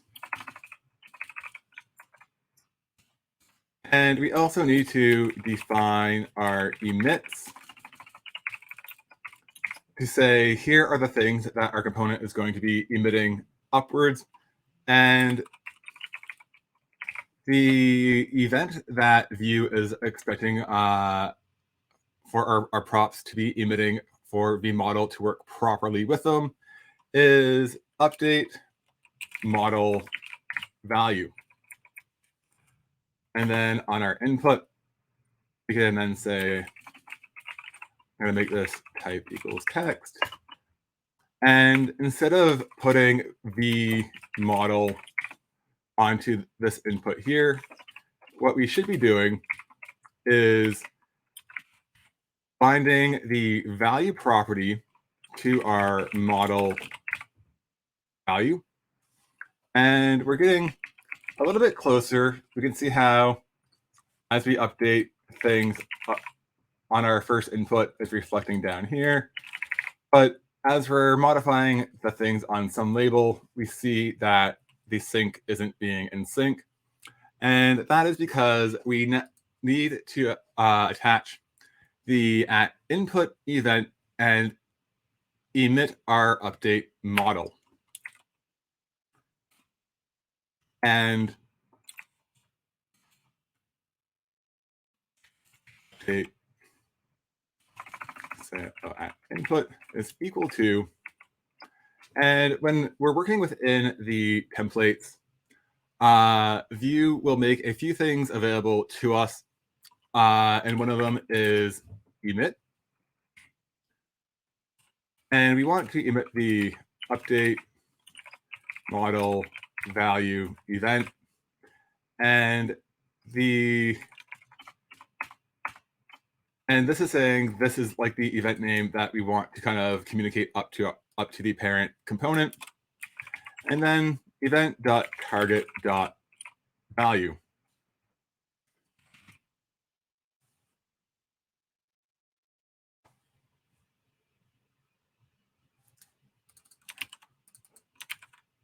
And I had the casing kind of spelled wrong.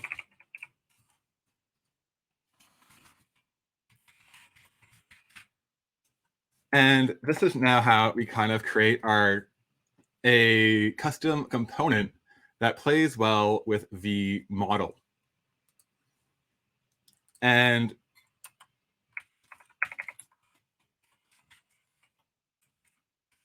this is kind of the same as doing, I'm going to say, bind the model value to our message. However, since this isn't handling any of the update events, there's no kind of sync going on. But if you wanted to explicitly listen to the event being emitted called update model value, on our component, we can do @update model value.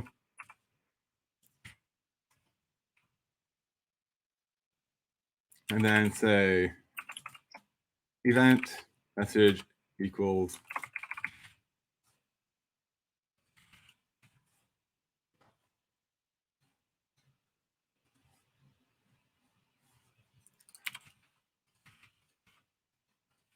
and I did something weird there. Is basically the short version of how this kind of works is by having our base Vue model, this kind of extra typing we don't have to worry about for us. This is kind of the de-sugaring of how Vue model works for our custom components. And what this allows us to do then is also say, I don't want every label to be saying some label. So I'm going to add a label property.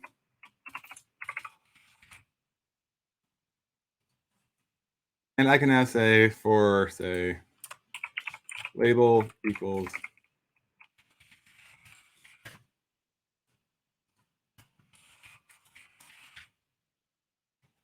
and now that the label is being applied as a prop, it's kind of displaying where we want it to. And again, I'm going to kind of reinforce a bit of how the attributes and having them passed down work. So I'm actually going to change the structure of this slightly to have our label and our input.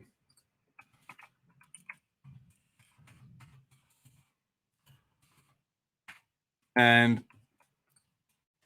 so now what has happened is there's now, and I think it was Chris that mentioned this earlier, where Vue 3 now supports kind of fragments of components, and those are components that don't have a single root. And right now, for our base input, I'm going to say take away the type text as well. Is what if we wanted to have this be slightly more flexible?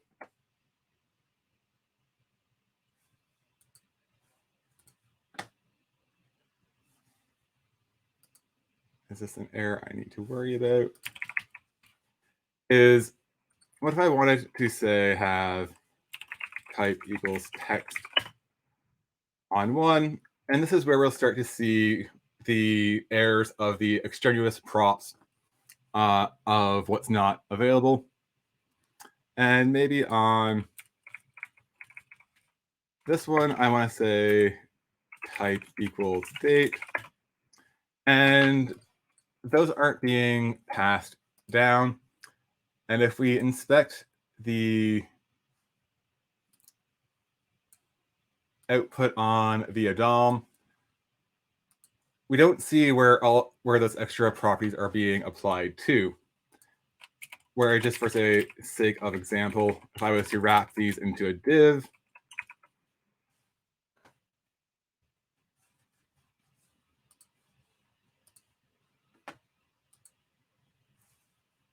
is you can see that the div gets that type date type equals text, but that's not the behavior that we want.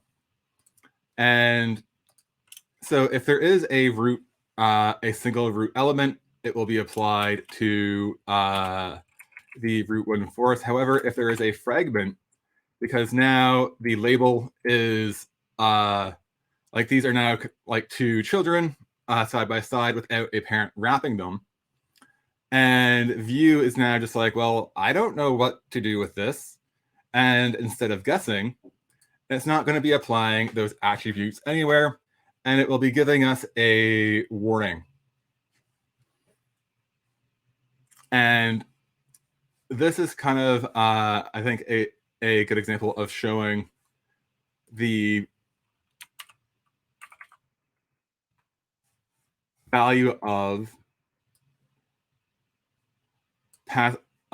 using the vbind on the attributes, because we have the things that we know that we want to care about. We have our model value to make this work with the model. We also have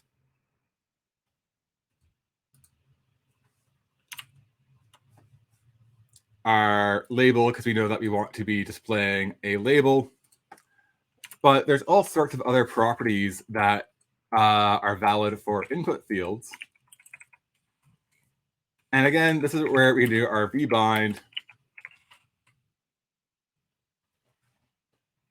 to the attributes. And this is where we get to control where those are getting applied to or not. So the thing that was now displaying where we passed in a date. And again, this is just reinforcing how that kind of attribute and inheritance kind of works in Vue and applies with kind of creating our custom components that play nice with Vue model, while also being able to control where those extra attributes are being passed down. And where this gets to be kind of a really important thing, moving on to our dynamic components, is we're going to be binding objects from our schema onto the components being displayed. And we're going to want to have some control over that.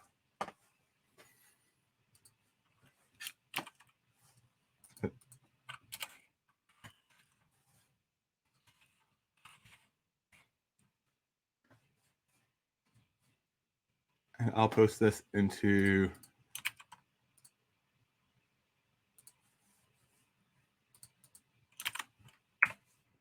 the chat for anyone that wants to kind of experiment around with this one a bit more.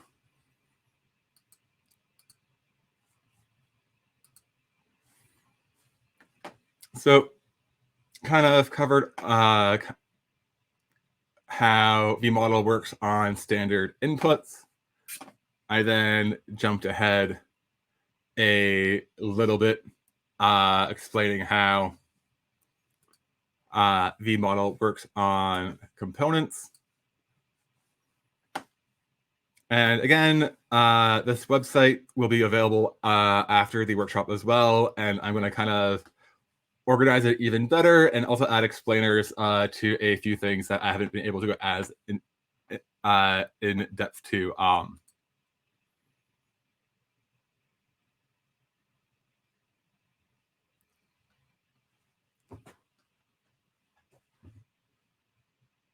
So for the time being, I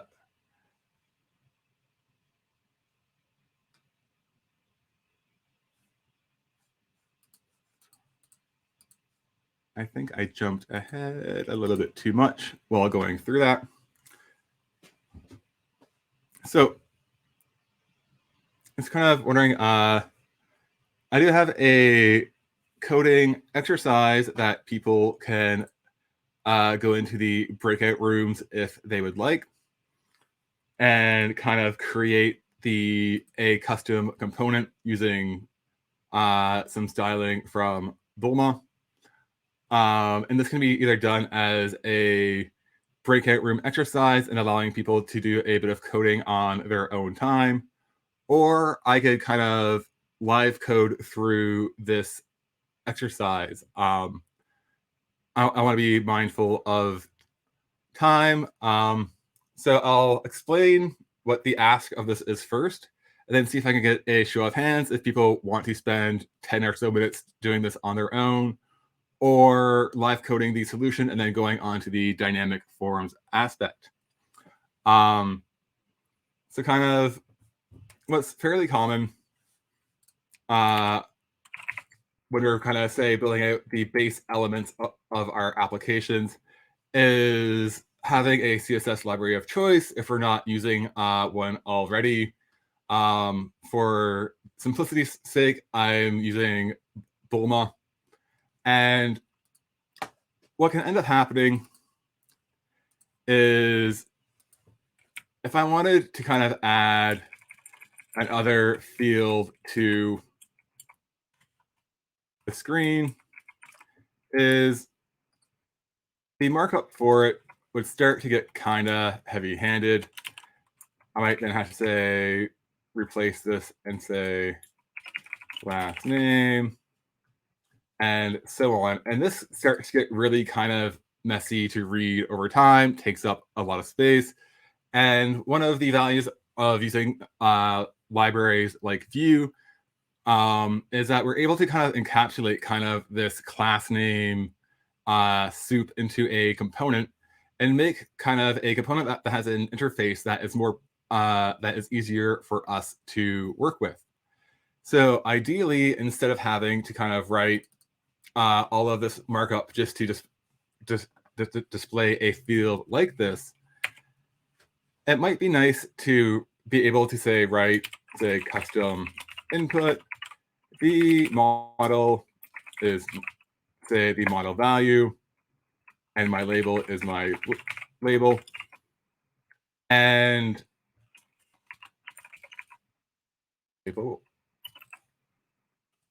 clean up all of this kind of extra markup that is getting in the way of clarity. And right now I haven't built the kind of custom inputs, but this starts to get a lot easier to read the templates. So kind of the exercise that people can work on if they'd like is to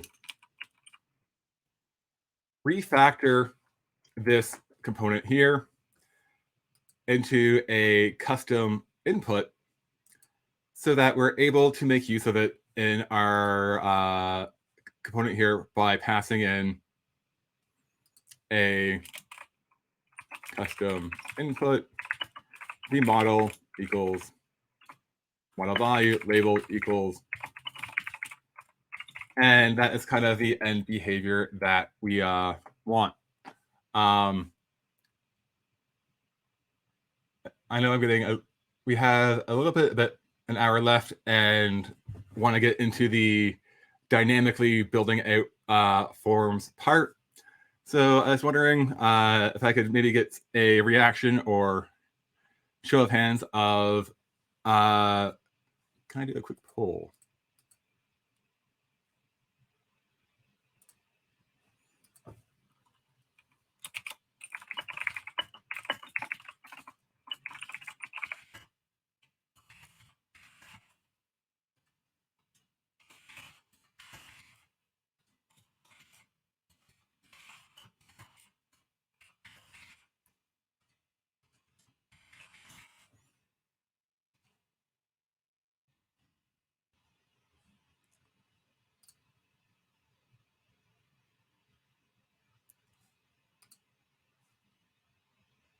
So I am trying the poll feature, and based on kind of the feedback from the audience is if people want to watch me code, I'll do that. If you want to do the exercise, we'll take a 10-minute break. And if you want me to just move on to the next section and getting into the kind of more exciting part of having a schema to start generating these forms for us. So I'll get another 2 minutes for the results to come in and then move on.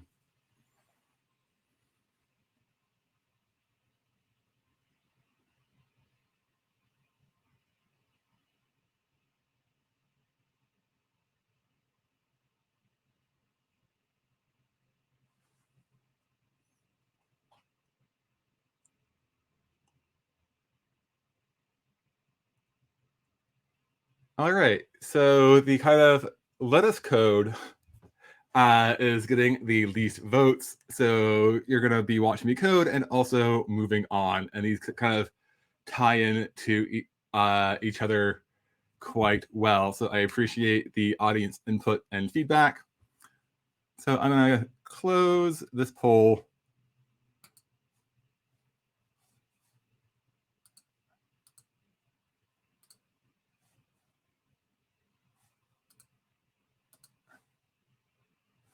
And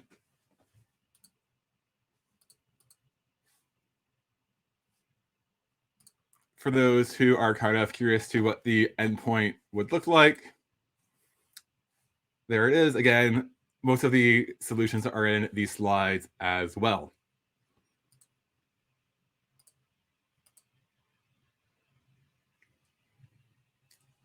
So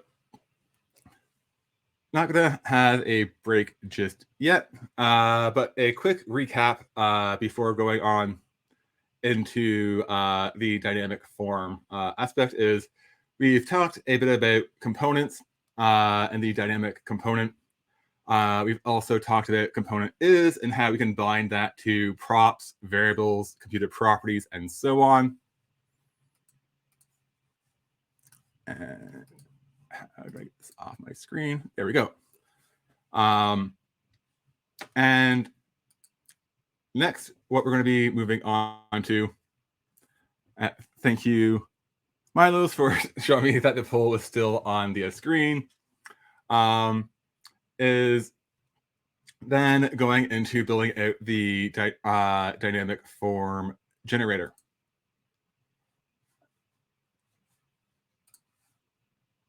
The break was a little bit fast, and my slides started to get a bit choppy at around this point. So this is going to be just more live coding in my editor that people can follow along with. So I'm just going to switch the screen that I am sharing.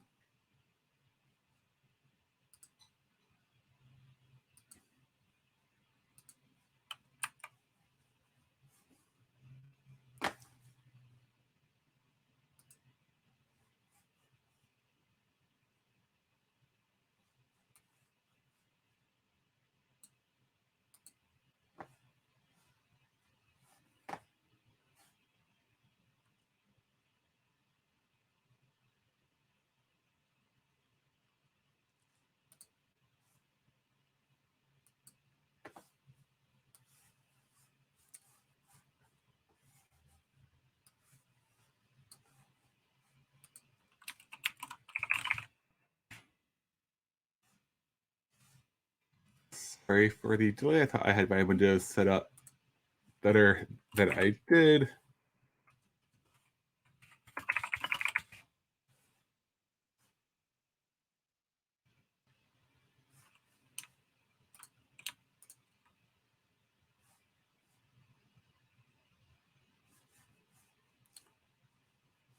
And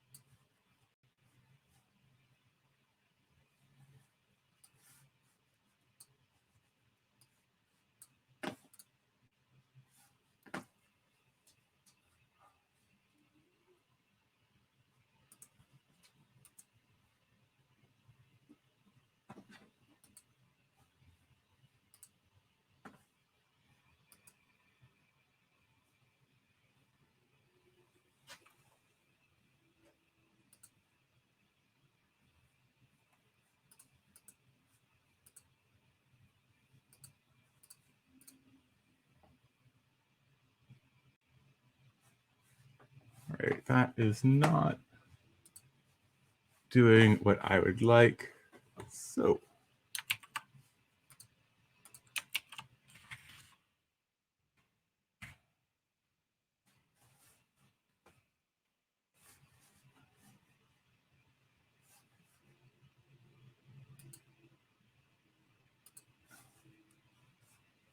apparently Airbeat does not like it if I have a ultra wide screen on one screen and a normal resolution on the other screen, and that's causing some strange behaviors that I was not expecting. Lessons learned for next time.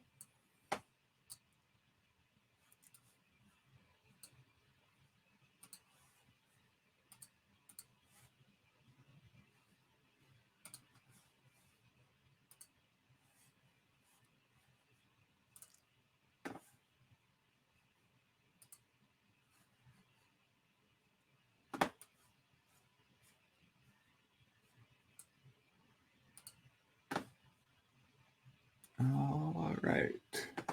And I think we are back in business.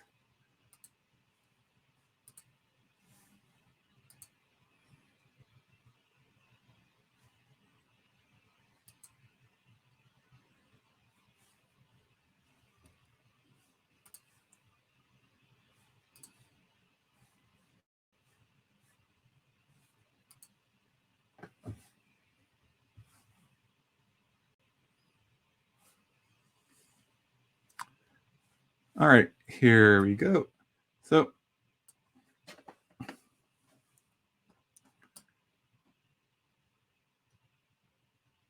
all right, so I am running this on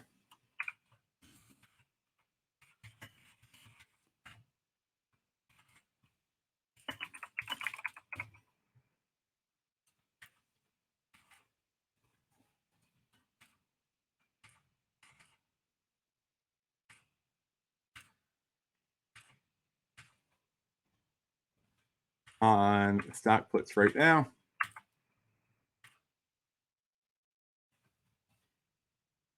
And if you want to kind of follow along in Stackputs also, I'll post a link onto the chat. But getting into the dynamic forms and dynamic form aspect is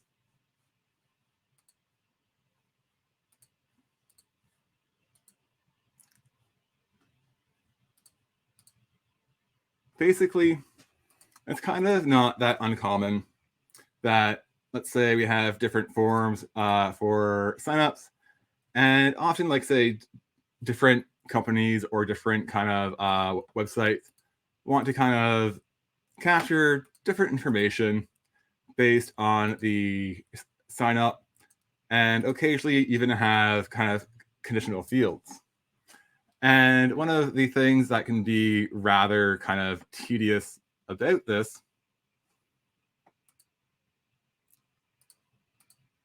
is the markup for these fields can get kind of rather repetitive over and over and over. So, for example, building out a manual field for sign up 1, sign up 2, sign up 3, and if, say, a different client wants to add a new field, having to go through and rebuild these out by hand. And this is something that I've done more times than I care to admit in my life. And often, if you're having to deal with like with kind of a form builder and being able to build these at kind of runtime, this can get to be like, as I was coming up with this example and coding this out, even I was getting frustrated with how much time this was taking. And kind of the end result that we want to get to is being able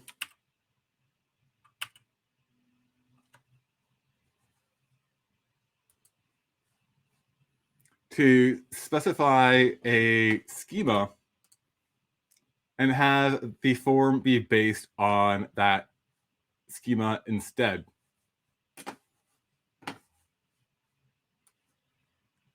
So for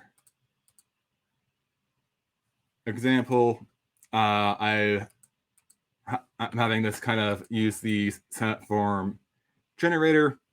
And if I wanted to add another text field for this, and again, in most cases, we wouldn't be writing these schemas by hand.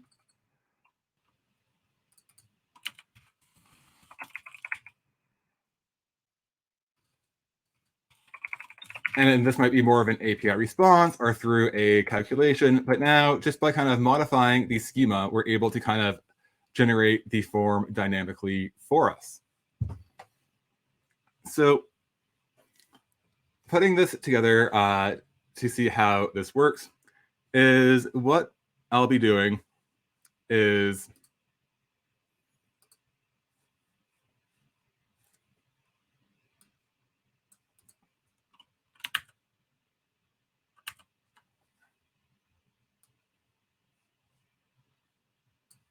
going through and getting to a point where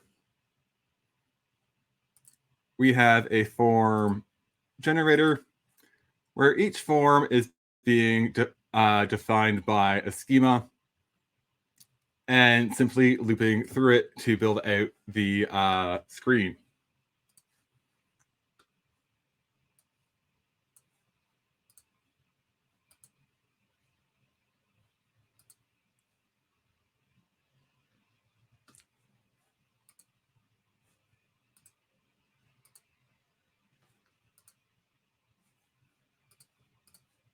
So to do this,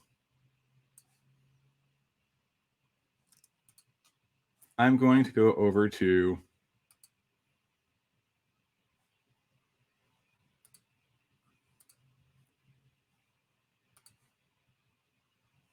demo 1, and I am actually going to erase a bunch of this code.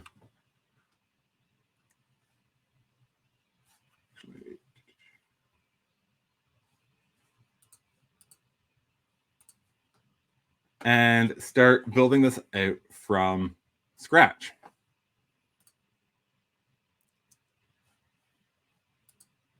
So if you're following along in Stack Blitz, if you're to open up the demo 1 folder, and I'm sorry that I didn't have this set up a bit better from the get-go, is I am going to just kind of make a backup of this file.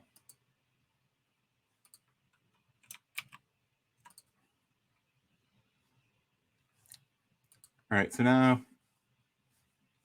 I've created a fork of this into my own space, so you'll start to be able to follow along and see what's going on in this one here.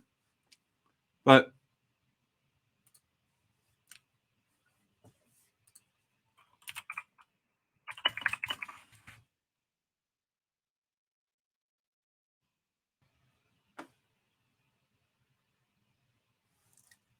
let's get this up and running again.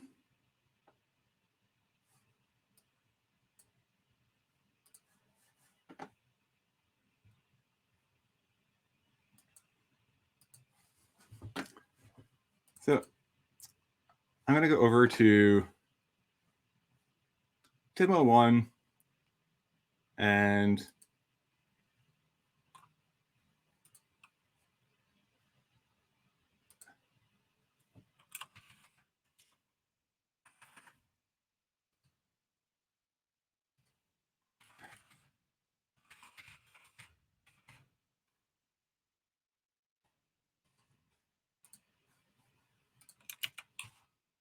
just create a backup of all of this in one spot to have something to refer back to, and start stripping this down to the basics.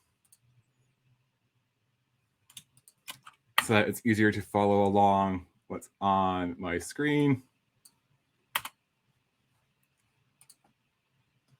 And removing a whole bunch of noise that I have right now.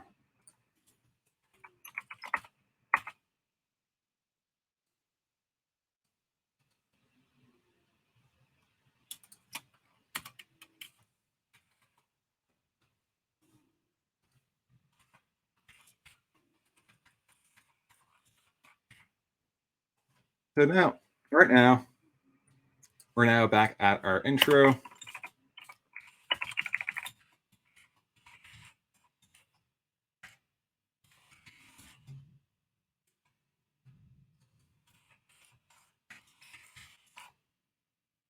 So getting into how we can kind of now start to dynamically generate our forms.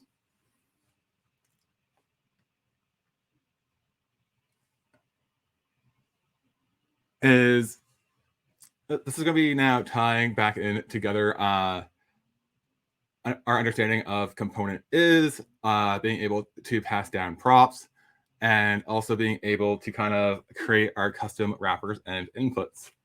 So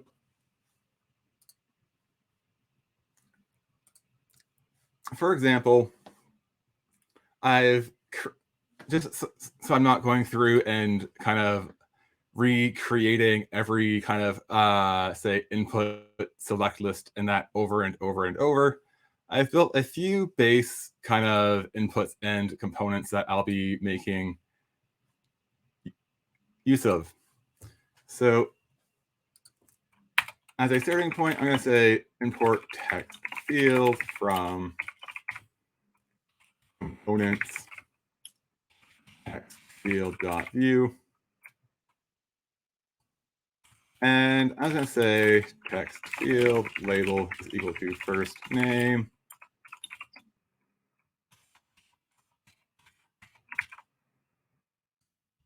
Last name.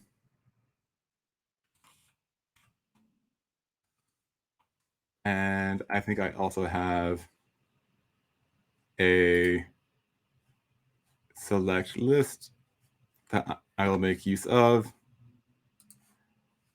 And I'm also going to say import select list from components select list.vue select list label equal pick one. And the select list is expecting a prop called options. So I am just going to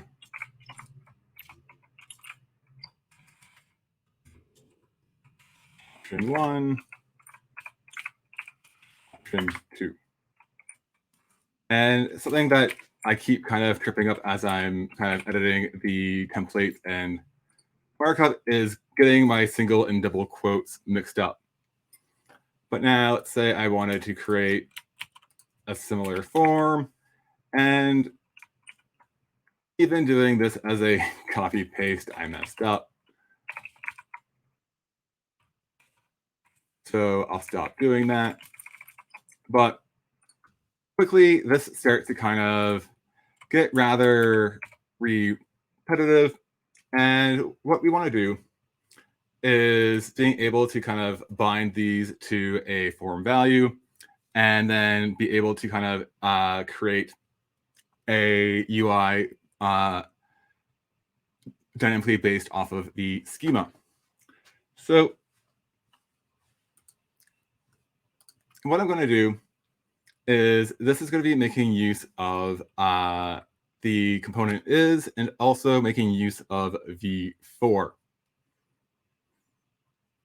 So the first thing that I'm going to do is first I'm going to kind of create my schema that is just going to be an array that is going to be having the component name that I want to display and the props that I want to pass down to it. Having a sneak peek at my old schema. So I'm going to say component text field props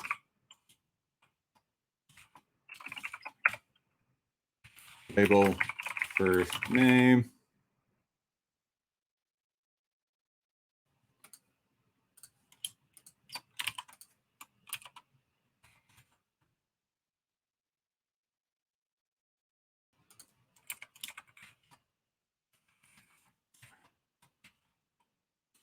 Live coding is always an adventure. That's closing the props. That's closing the text field.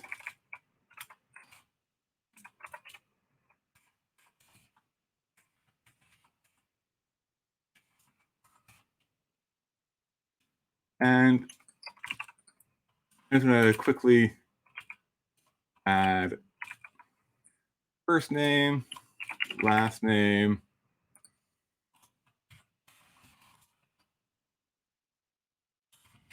middle name as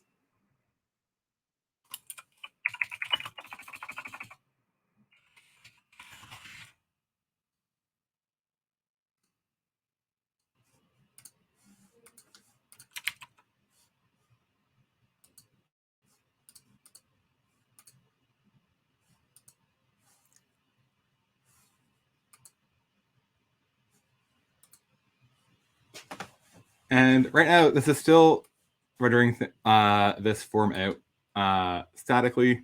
And then the next last one I'm going to add is the one for our select list.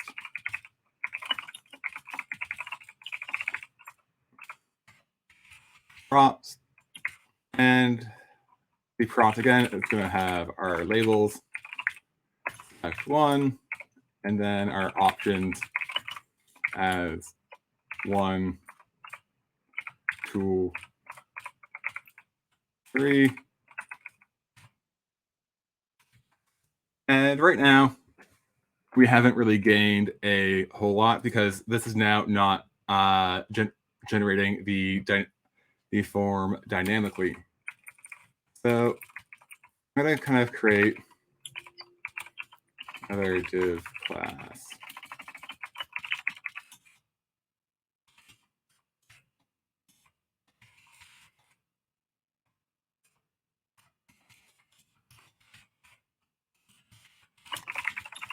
And kind of start out with how we're going to go and recreate this same screen. My eyes are getting a bit blurry. Sorry about that.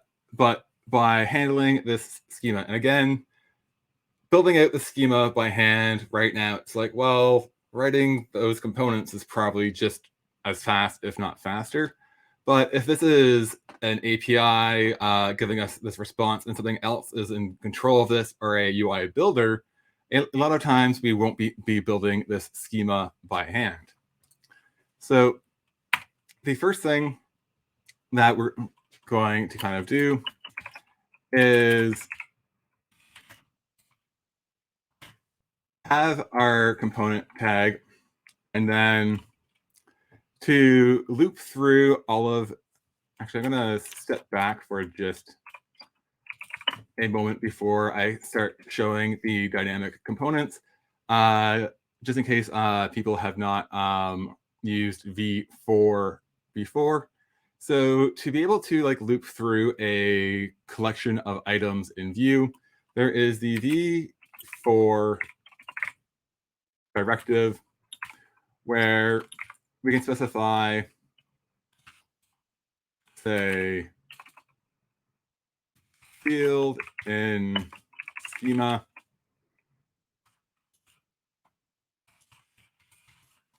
And what this is going to do is, since the schema is declared up here, it's going to loop through every one of these items. And then for each one, that is going to be available within this block as field. So if I was to kind of just output the value of the field here, you'll see that it's looping through. And I say field, say index. And we can see that this is now looping through each item in that array. And inside of that, we're getting access to component. The component name is text field and the props that we want to bind it to. So where this starts to get really handy with the dynamic components is I'm going to change this div to a component tag and schema. So we're going through our v4, and then now we're going to use the is attribute.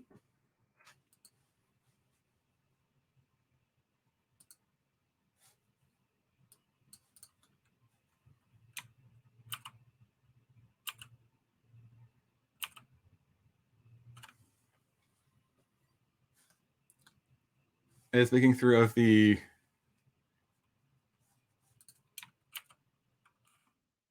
component is attribute and be binding that to field dot component.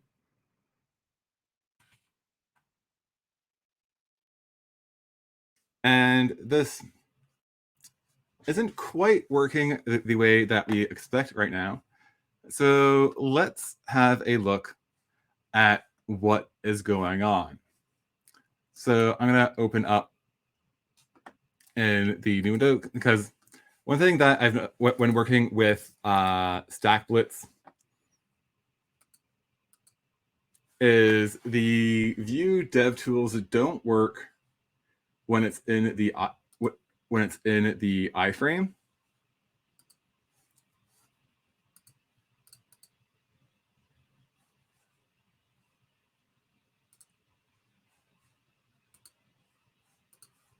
All right, this is now. So there's our kind of dynamic ones. And then something weird is going on because we're not seeing the components being loaded.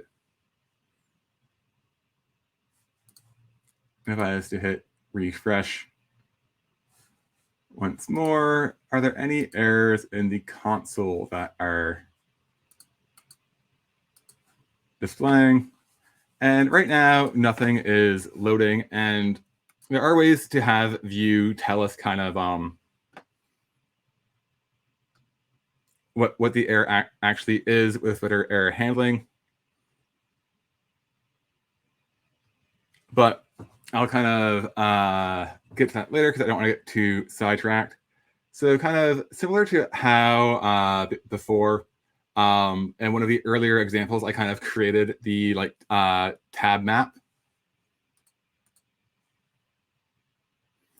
Yes, Chris had mentioned we can use the local registration to get them to load that way as well.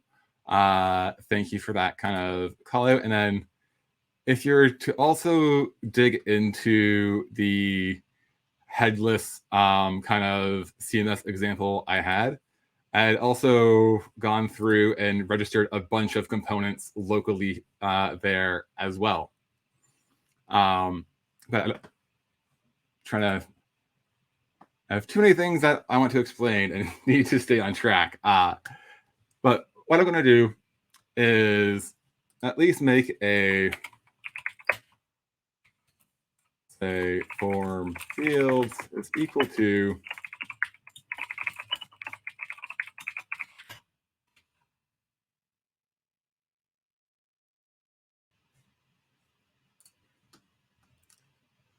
and now have our, say, component is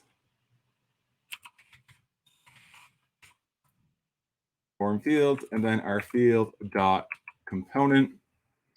And now when we kind of jump back over, we're getting some slightly more useful information in our error logs. And we can now see at least, well, there's 3 fields displaying here, and we're getting a little bit closer, but not quite as close as we would like. So I have foreign fields, select list. So the issue is now we have not bound any of the properties to the component is. And we know that we have kind of, say, our props, label, and this one also has our props and options. And what we could do is say label is equal to field.prop.label. See if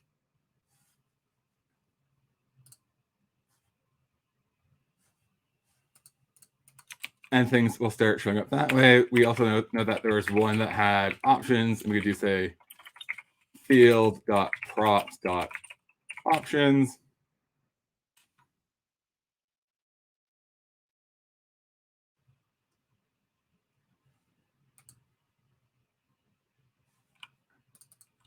I had a typo there. Is we could go through and kind of explicitly bind every single possible prop that we expected our components to have this way. But if the whole point is to be able to handle really dynamic kind of schemas that are changing over time, at this point, we might not know every single prop that we want to bind.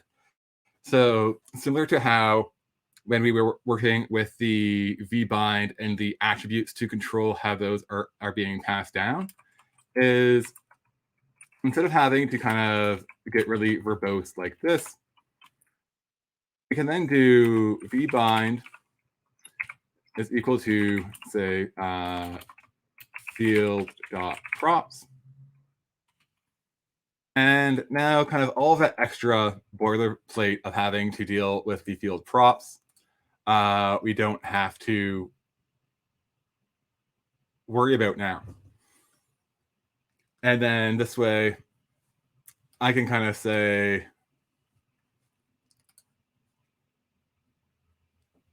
so then this way, we aren't having to kind of think of, oh, what is every single possible component that is going to be in the schema? What are all of the options? And then trying to account for all of that in here. This is being able to kind of leverage the vbind to pass those values down. Now, the next thing that we have to kind of consider is, well, currently a form where we can't keep track of our selected values isn't all that useful, and there is no V model kind of hooked up right now.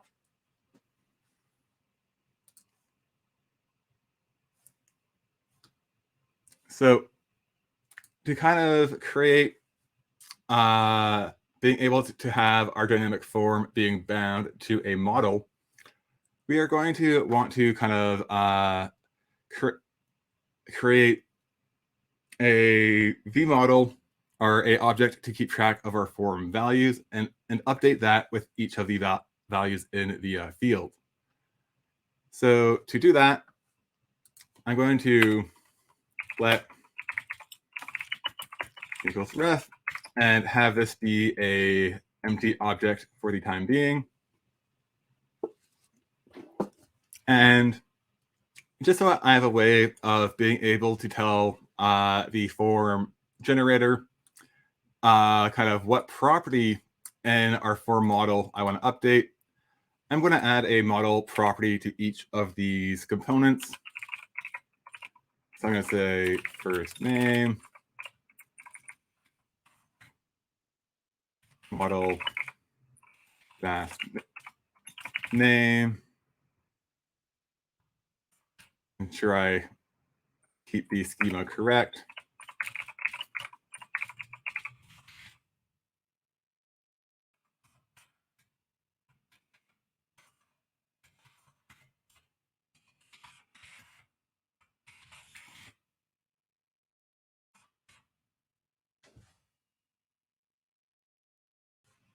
And then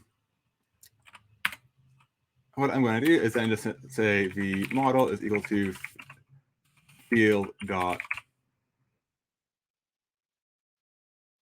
This isn't quite what I want. So what the mistake I was just about to make was saying that I want the values here being bound to this property here, and that's not what I was wanting to go for. What I want this to be doing is we have our form data is the end result that we want this to have is as we're updating our values here is for these to then be reflected in the form data.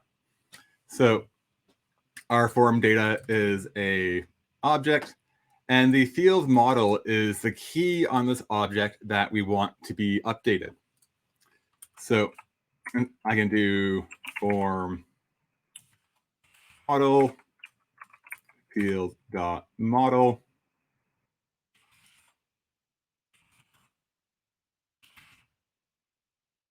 And this still isn't quite working in the way that I had wanted. Sometimes errors are intentional and learning moments. So I'm just going to open up the dev tools and see if I can get a better sense of what the error is that is stopping me from getting the results that I want.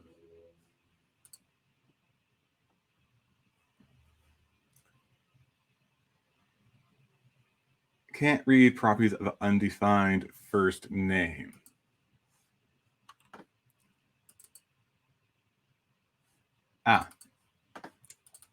Form data, not field model.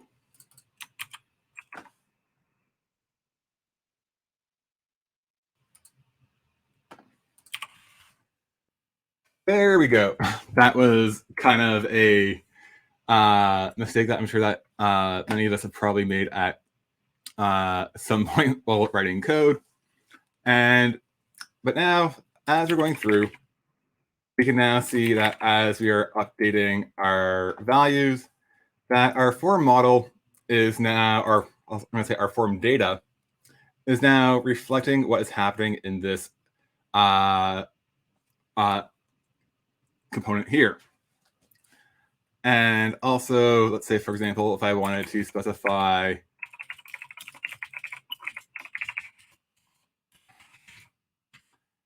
a default value is if we have our schema that is describing the form that we want to build, and then the data are our default values for it, we can kind of start pre-populating the form model with values that we are expecting. And since we are using ref on a object, we are able to kind of access through, say, form data first name, last name, and so on.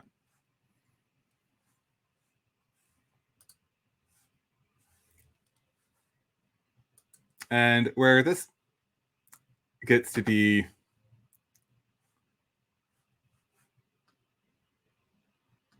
quite handy is now, let's say, if we're building kind of a software as a service product, and let's say we want to be able to like white label the login screen, and maybe different people want to have different questions and forms that are kind of that can be configured through like the backend admin interface.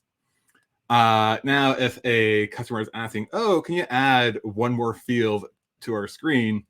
We're not having to go through and rebuild the entire application, rebuilding a new screen, and having all of those things to kind of build and maintain and redeploy over and over. So for example, I'm going to just kind of say make a schema 2.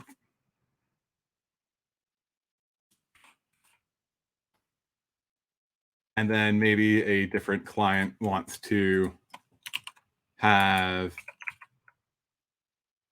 different options.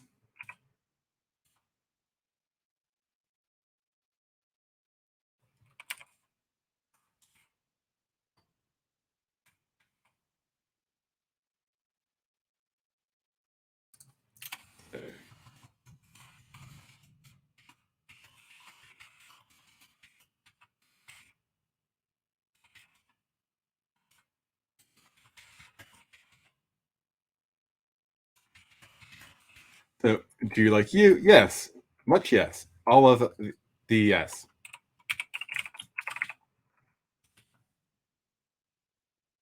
And I'm going to bring this back in so we can see.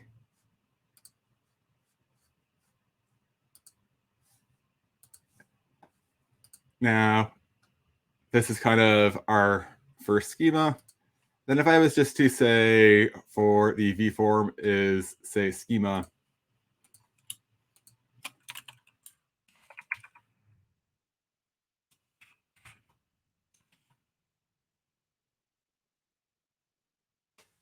is now instead of having to like rebuild our screens, redeploy them over time, they're now able to kind of be dynamically updated and generated based off of a API response. And one of the other kind of handy things with this is having to say write this over and over in every kind of component that we want to kind of have this dynamic form generator working with might get to be a bit tedious. So what we can do is refactor this into a reusable component. I realize that we're getting close to about 3 hours. And I think I can refactor this into a reusable kind of form generator and then do any kind of Q and A. Does that sound agreeable to everyone that's still in the chat? Thank you.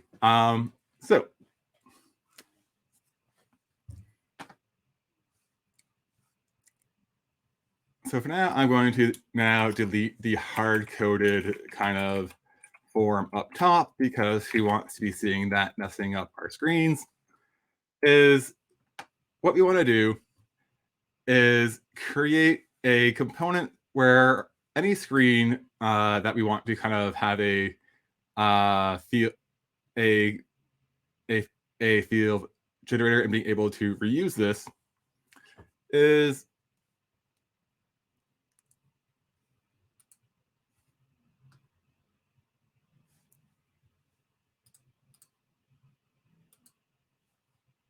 I'm going to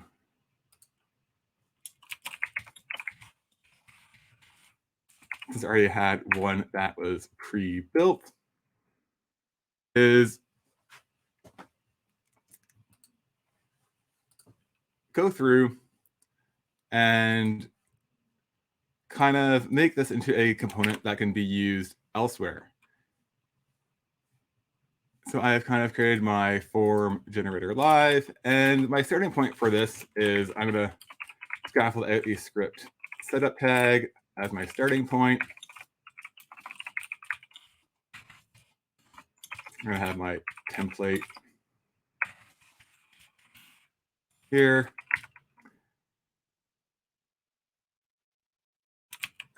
And kind of also the nice thing about making this a reusable component is I can kind of not have to repeat all of this logic of say creating the form fields map or having to worry about local registration in all of the different places.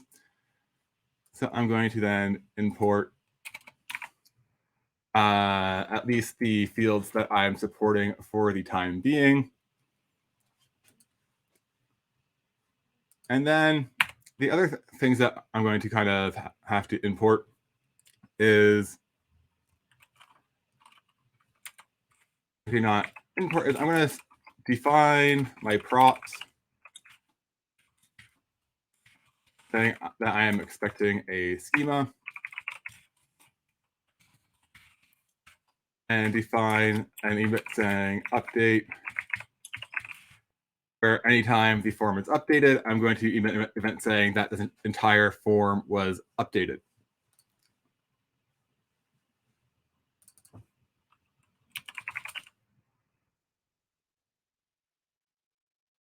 Field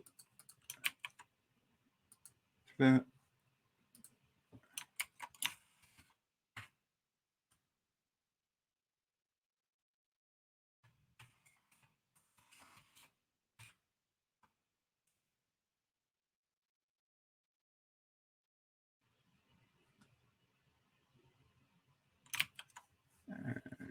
Also import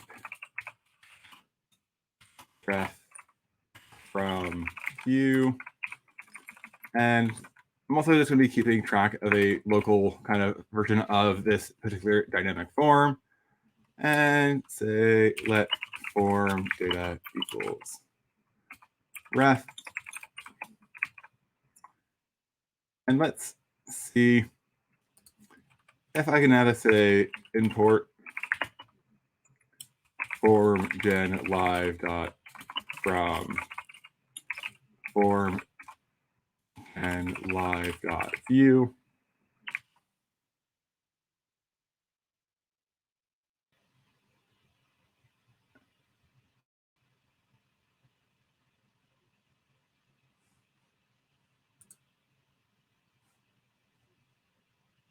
I forgot to have the closing script tag, and that is why this line was appearing red. That was having me rather kind of confused and stumped for a moment. So I now have that fixed as a start. Now going back to here is, let's see if we can replace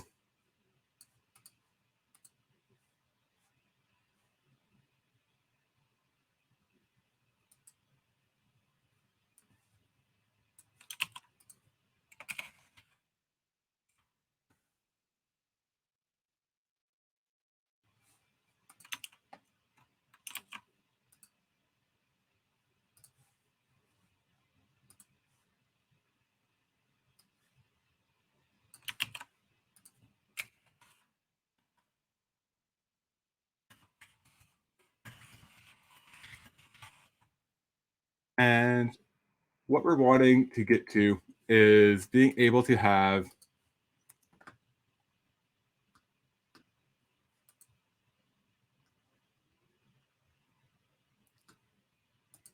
our dynamic form invalid end tag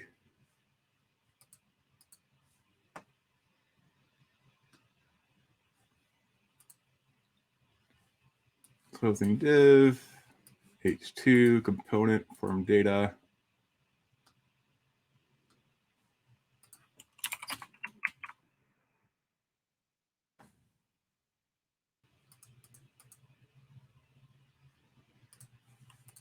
All right, I think you can tell that I'm getting to the focus point of me being able to focus and not get completely lost in thought.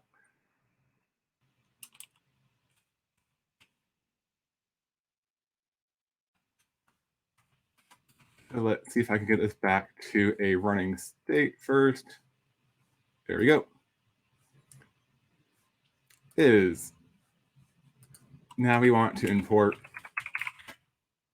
our form gen live from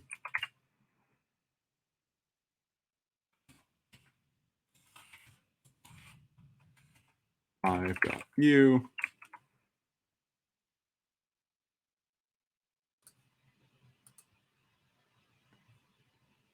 Invalid end tag.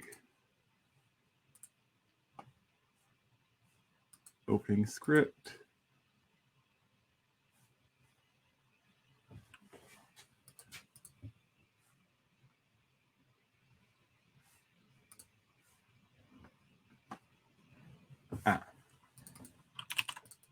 Typos abound. That was the issue. So what we want to do is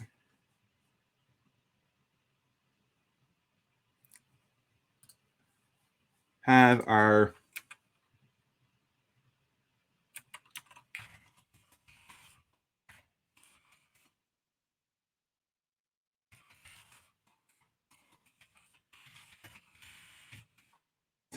reusable reusable generator kind of be displayed down there.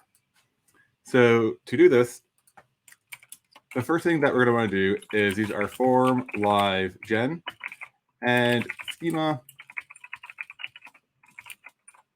and passing in the schema that we have provided. And I'm just going to move this up top. And you can see that we're getting part of the way there where this is now updating and displaying the generator, where we only have to say pass in the schema that we want to have displaying.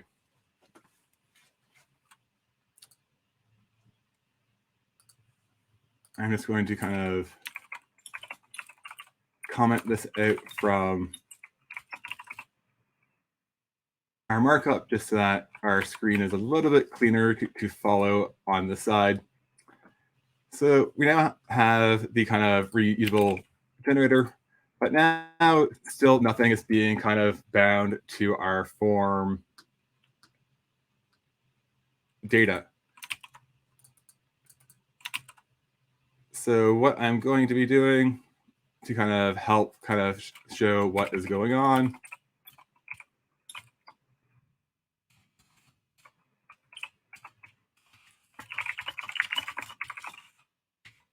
is display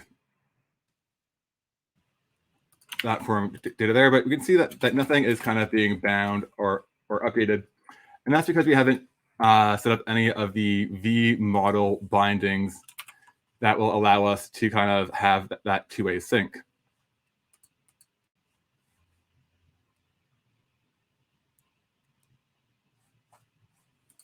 So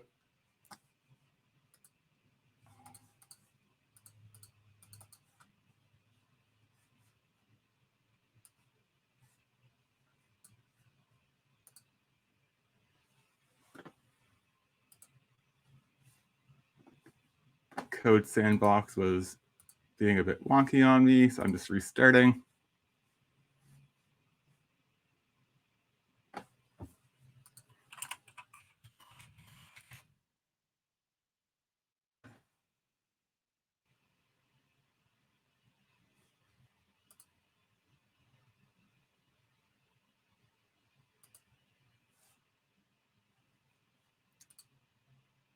Is because now with the kind of form generator, there's two ways that we might want to kind of handle the events that are being updated. We could either want to kind of handle it on a per property basis. So when each individual field gets updated, we'll emit an event for that. Or we might just want to say, well, here's the entire form data model. I have examples elsewhere that shows both approaches, but to kind of keep things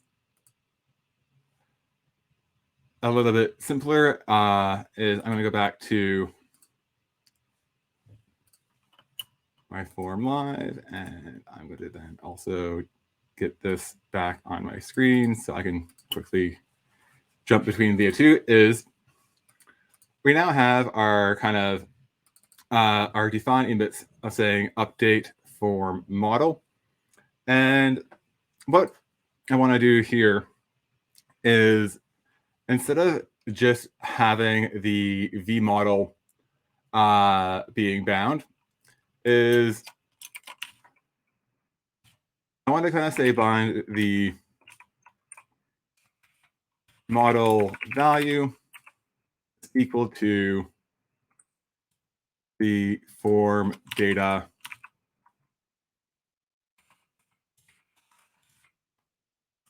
model value.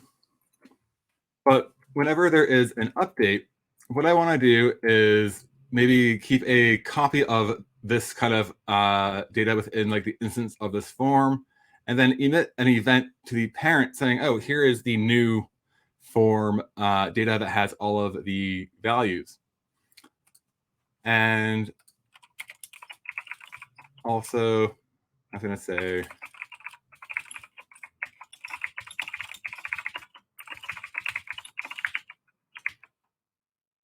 our form gen live is you can see that the V model is working for updating kind of the local form generator data here.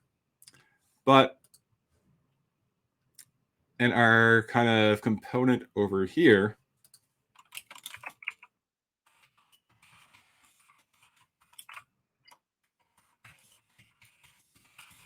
make this kind of pop out a bit more, is these aren't really being kept in sync quite yet.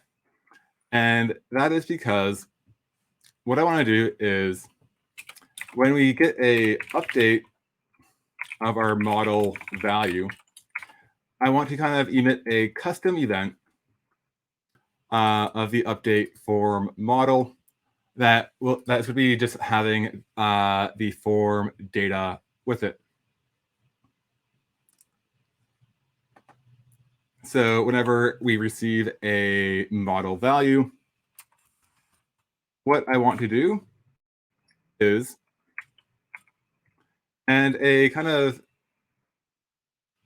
interesting thing that you can do with binding event handlers in Vue is you can bind them to functions. You can do them inline. And also, if you want to have multiple things get be called when you when an event is fired, you can also pass in an array of values. So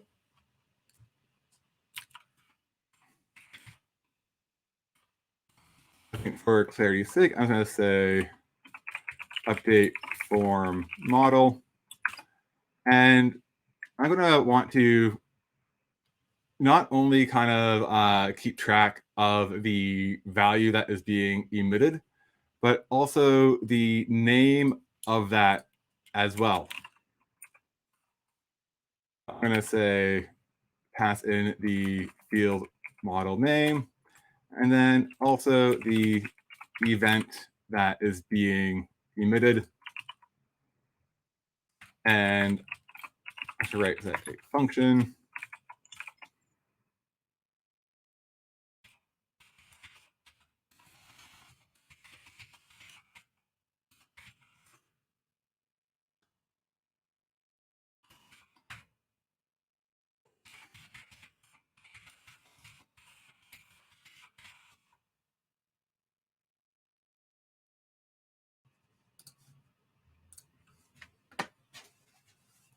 And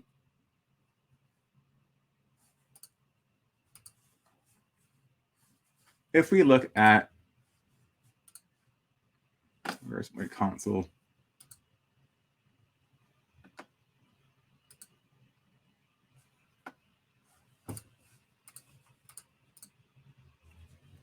So now we can see as we're updating our values that we are getting the field, middle name, and the value for it. And what we want to kind of do with this, there we go, is we want to kind of say update our form data to reflect that, but then also emit an event for the parent. So, and if we want to kind of emit values from a function like this, the define emits will return the emit object, or the emit function that will allow us to emit values from our code inside of here. And the value, the event that we want to emit is the update form model. And the other thing I want to do is do our form data dot value field is equal to value. So we can update our own local understanding of the form data, but then also have this be passed up to our parent component. So now we can see right now that our kind of form gen is having the values kind of updating. But to get our parent form aware of these changes is we now need to handle that event on our reusable form generator. So if we recall, the event that we want to listen to is at update form model.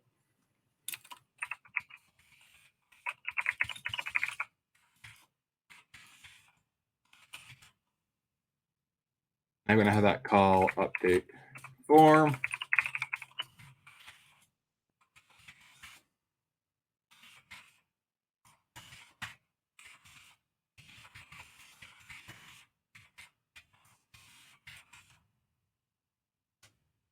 And let's see. So now we can see as we have updated things that we're getting the value that has the all of the updated properties in it as well.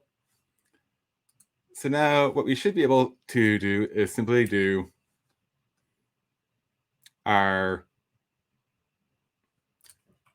form data is equal to value.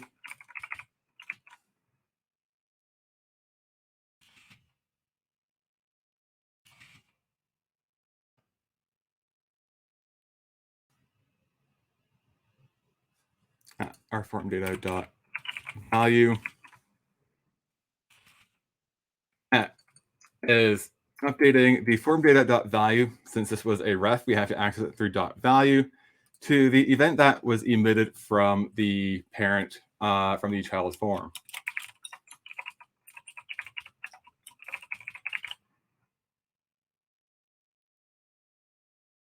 And this way, maybe we only want to update our form value if things are valid or if there's extra logic that we want to do. We don't want to just say have the two-way binding automatically. This allows us to have a bit more control over that. So to kind of recap, we had refactored out the component is loop into its own component. It is expecting a schema prop. We have told it that we are emitting updates to our form model. And we do have our vModel being bound. Actually, I think I might be able to take off this line and see if that still works. Being explicit about binding our model value to the form model. And then as things get updated, updating our own understanding of that model and making it the parent aware to what has happened.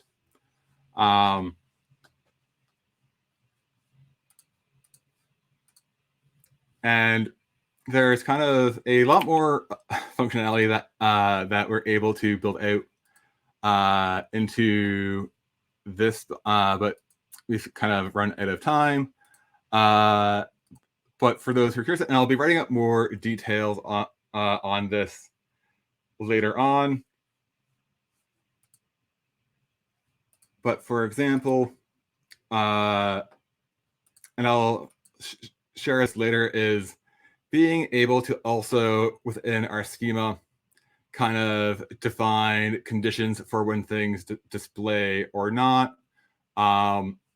and either it be functions or building out a rule engine where things can be declared as a JavaScript object. Unfortunately, we're already at kind of 3 hours, and I think going into how to build one that handles conditional rendering and validation, I realized I was being a little bit overeager with how much I wanted to share this afternoon. And I appreciate the feedback. So for those who are kind of curious, is kind of the end state of this, because it's got forked onto Stack Blitz as well. you can have a look around here. And within this project, I was doing lots of other experiments. So for example, there was uh, the kind of how to approach handling rendering a dynamic kind of headless with a really deeply nested structure. Um, there's also examples for a form generator that is, say, demo one.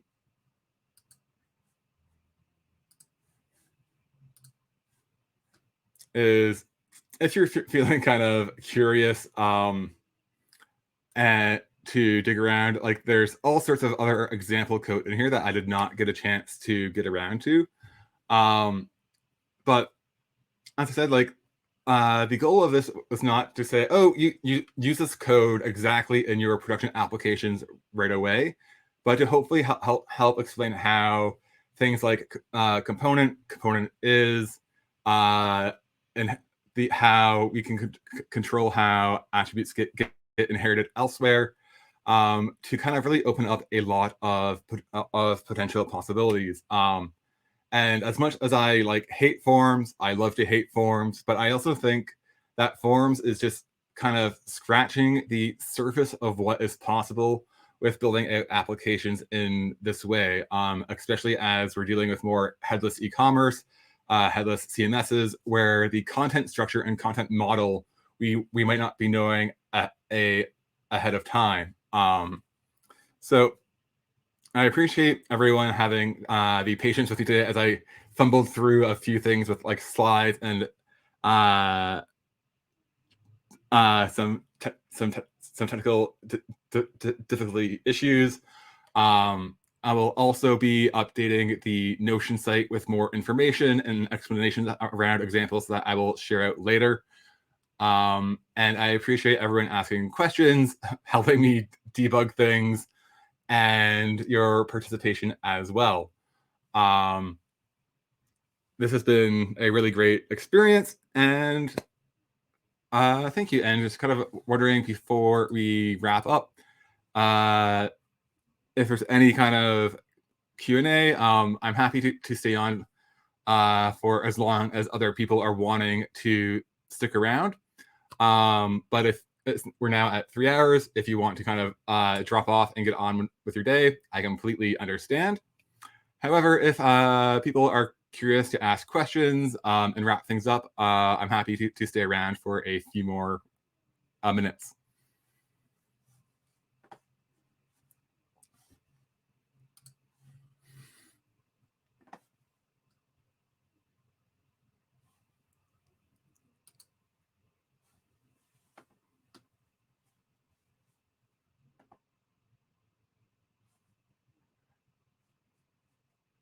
Okay, so there was one question. Is there a way to resolve the component name based off of a string value other than computed prop with the manual return of the component?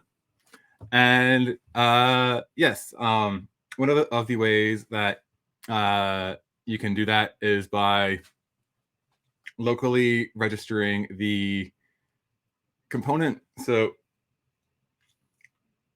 right now, I was going to say,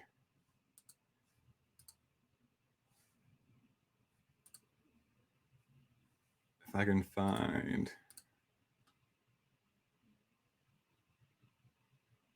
this here, I have my imports is, yeah, so one of the ways that you can do this is you can either register the component globally. And one of the ways that you can see this within the application, and I'm going to remove this from, how can I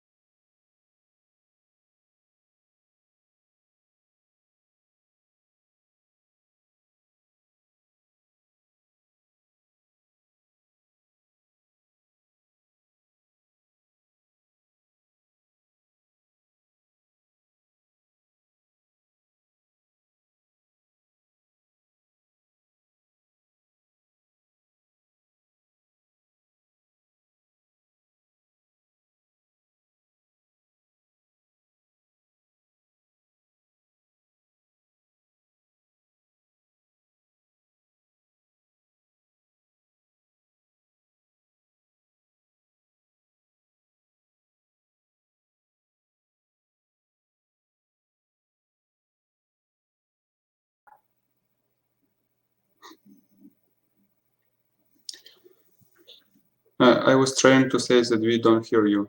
I think your mic is off.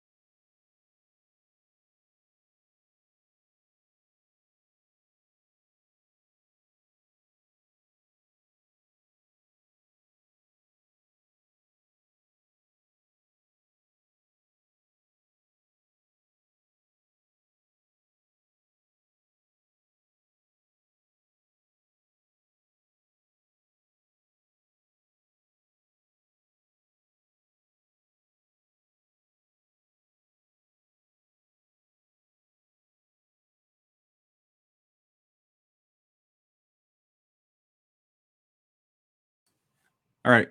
I just realized I had hid myself from the stage. So what I was explaining, and thank you for pointing that out, was one of the ways that you can also access it by string is even if you're using the script setup tag, and the script setup tag is going to be run for every instance of the component that that is being created. Where the script tag is kind of the component registration, and you can use both within the same component. But I'm gonna say jump over to the form gen live and see if this will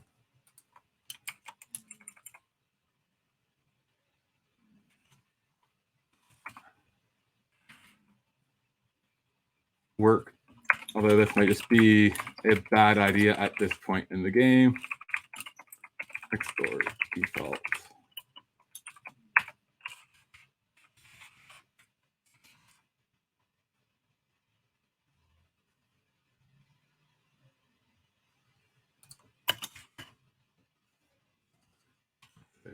Text field.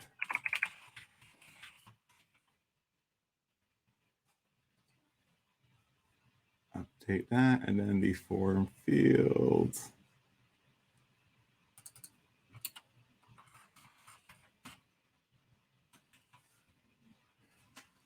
Yeah, so if you're not wanting to kind of create that kind of map of form fields like we had before, is you are able to use the local kind of component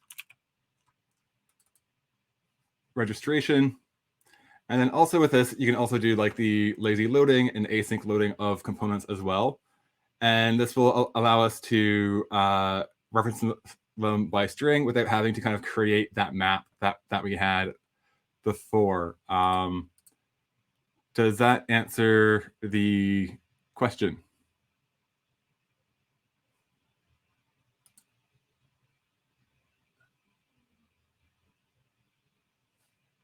All right. I'll also be keeping track of a few of these questions and saving them in my notes, and I'll be posting more answers to these over on Twitter later on.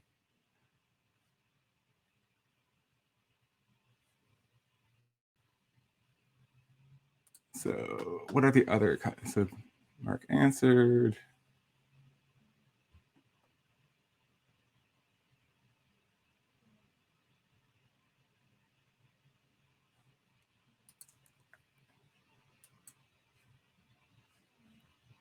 All right, this one's been answered as well.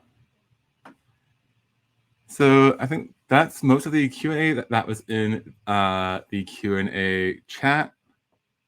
Yeah, so I know that this has gone slightly over time. So I'd just like to, again, thank everyone for showing up. And then also any feedback and questions, I'm happy to hear. This was my first run through of this workshop, while also learning all of the things around AirMeet. And I look forward to being able to kind of refine things based on what I've learned. from running this as well. And again, I appreciate the questions, the feedback, and all of that. So I hope everyone has a great Valentine's Day, and thank you.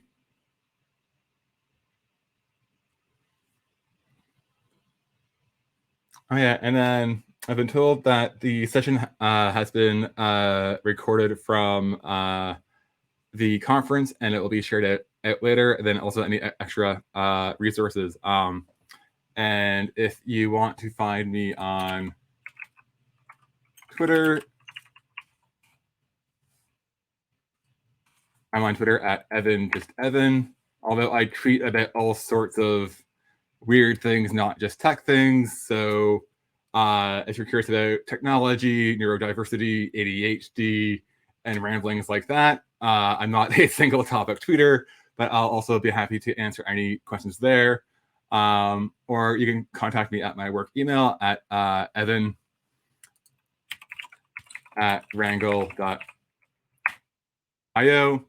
And yeah, I've kind of kept track of a few things that came up that I'll be tweeting responses to later on today. So thank you and goodbye.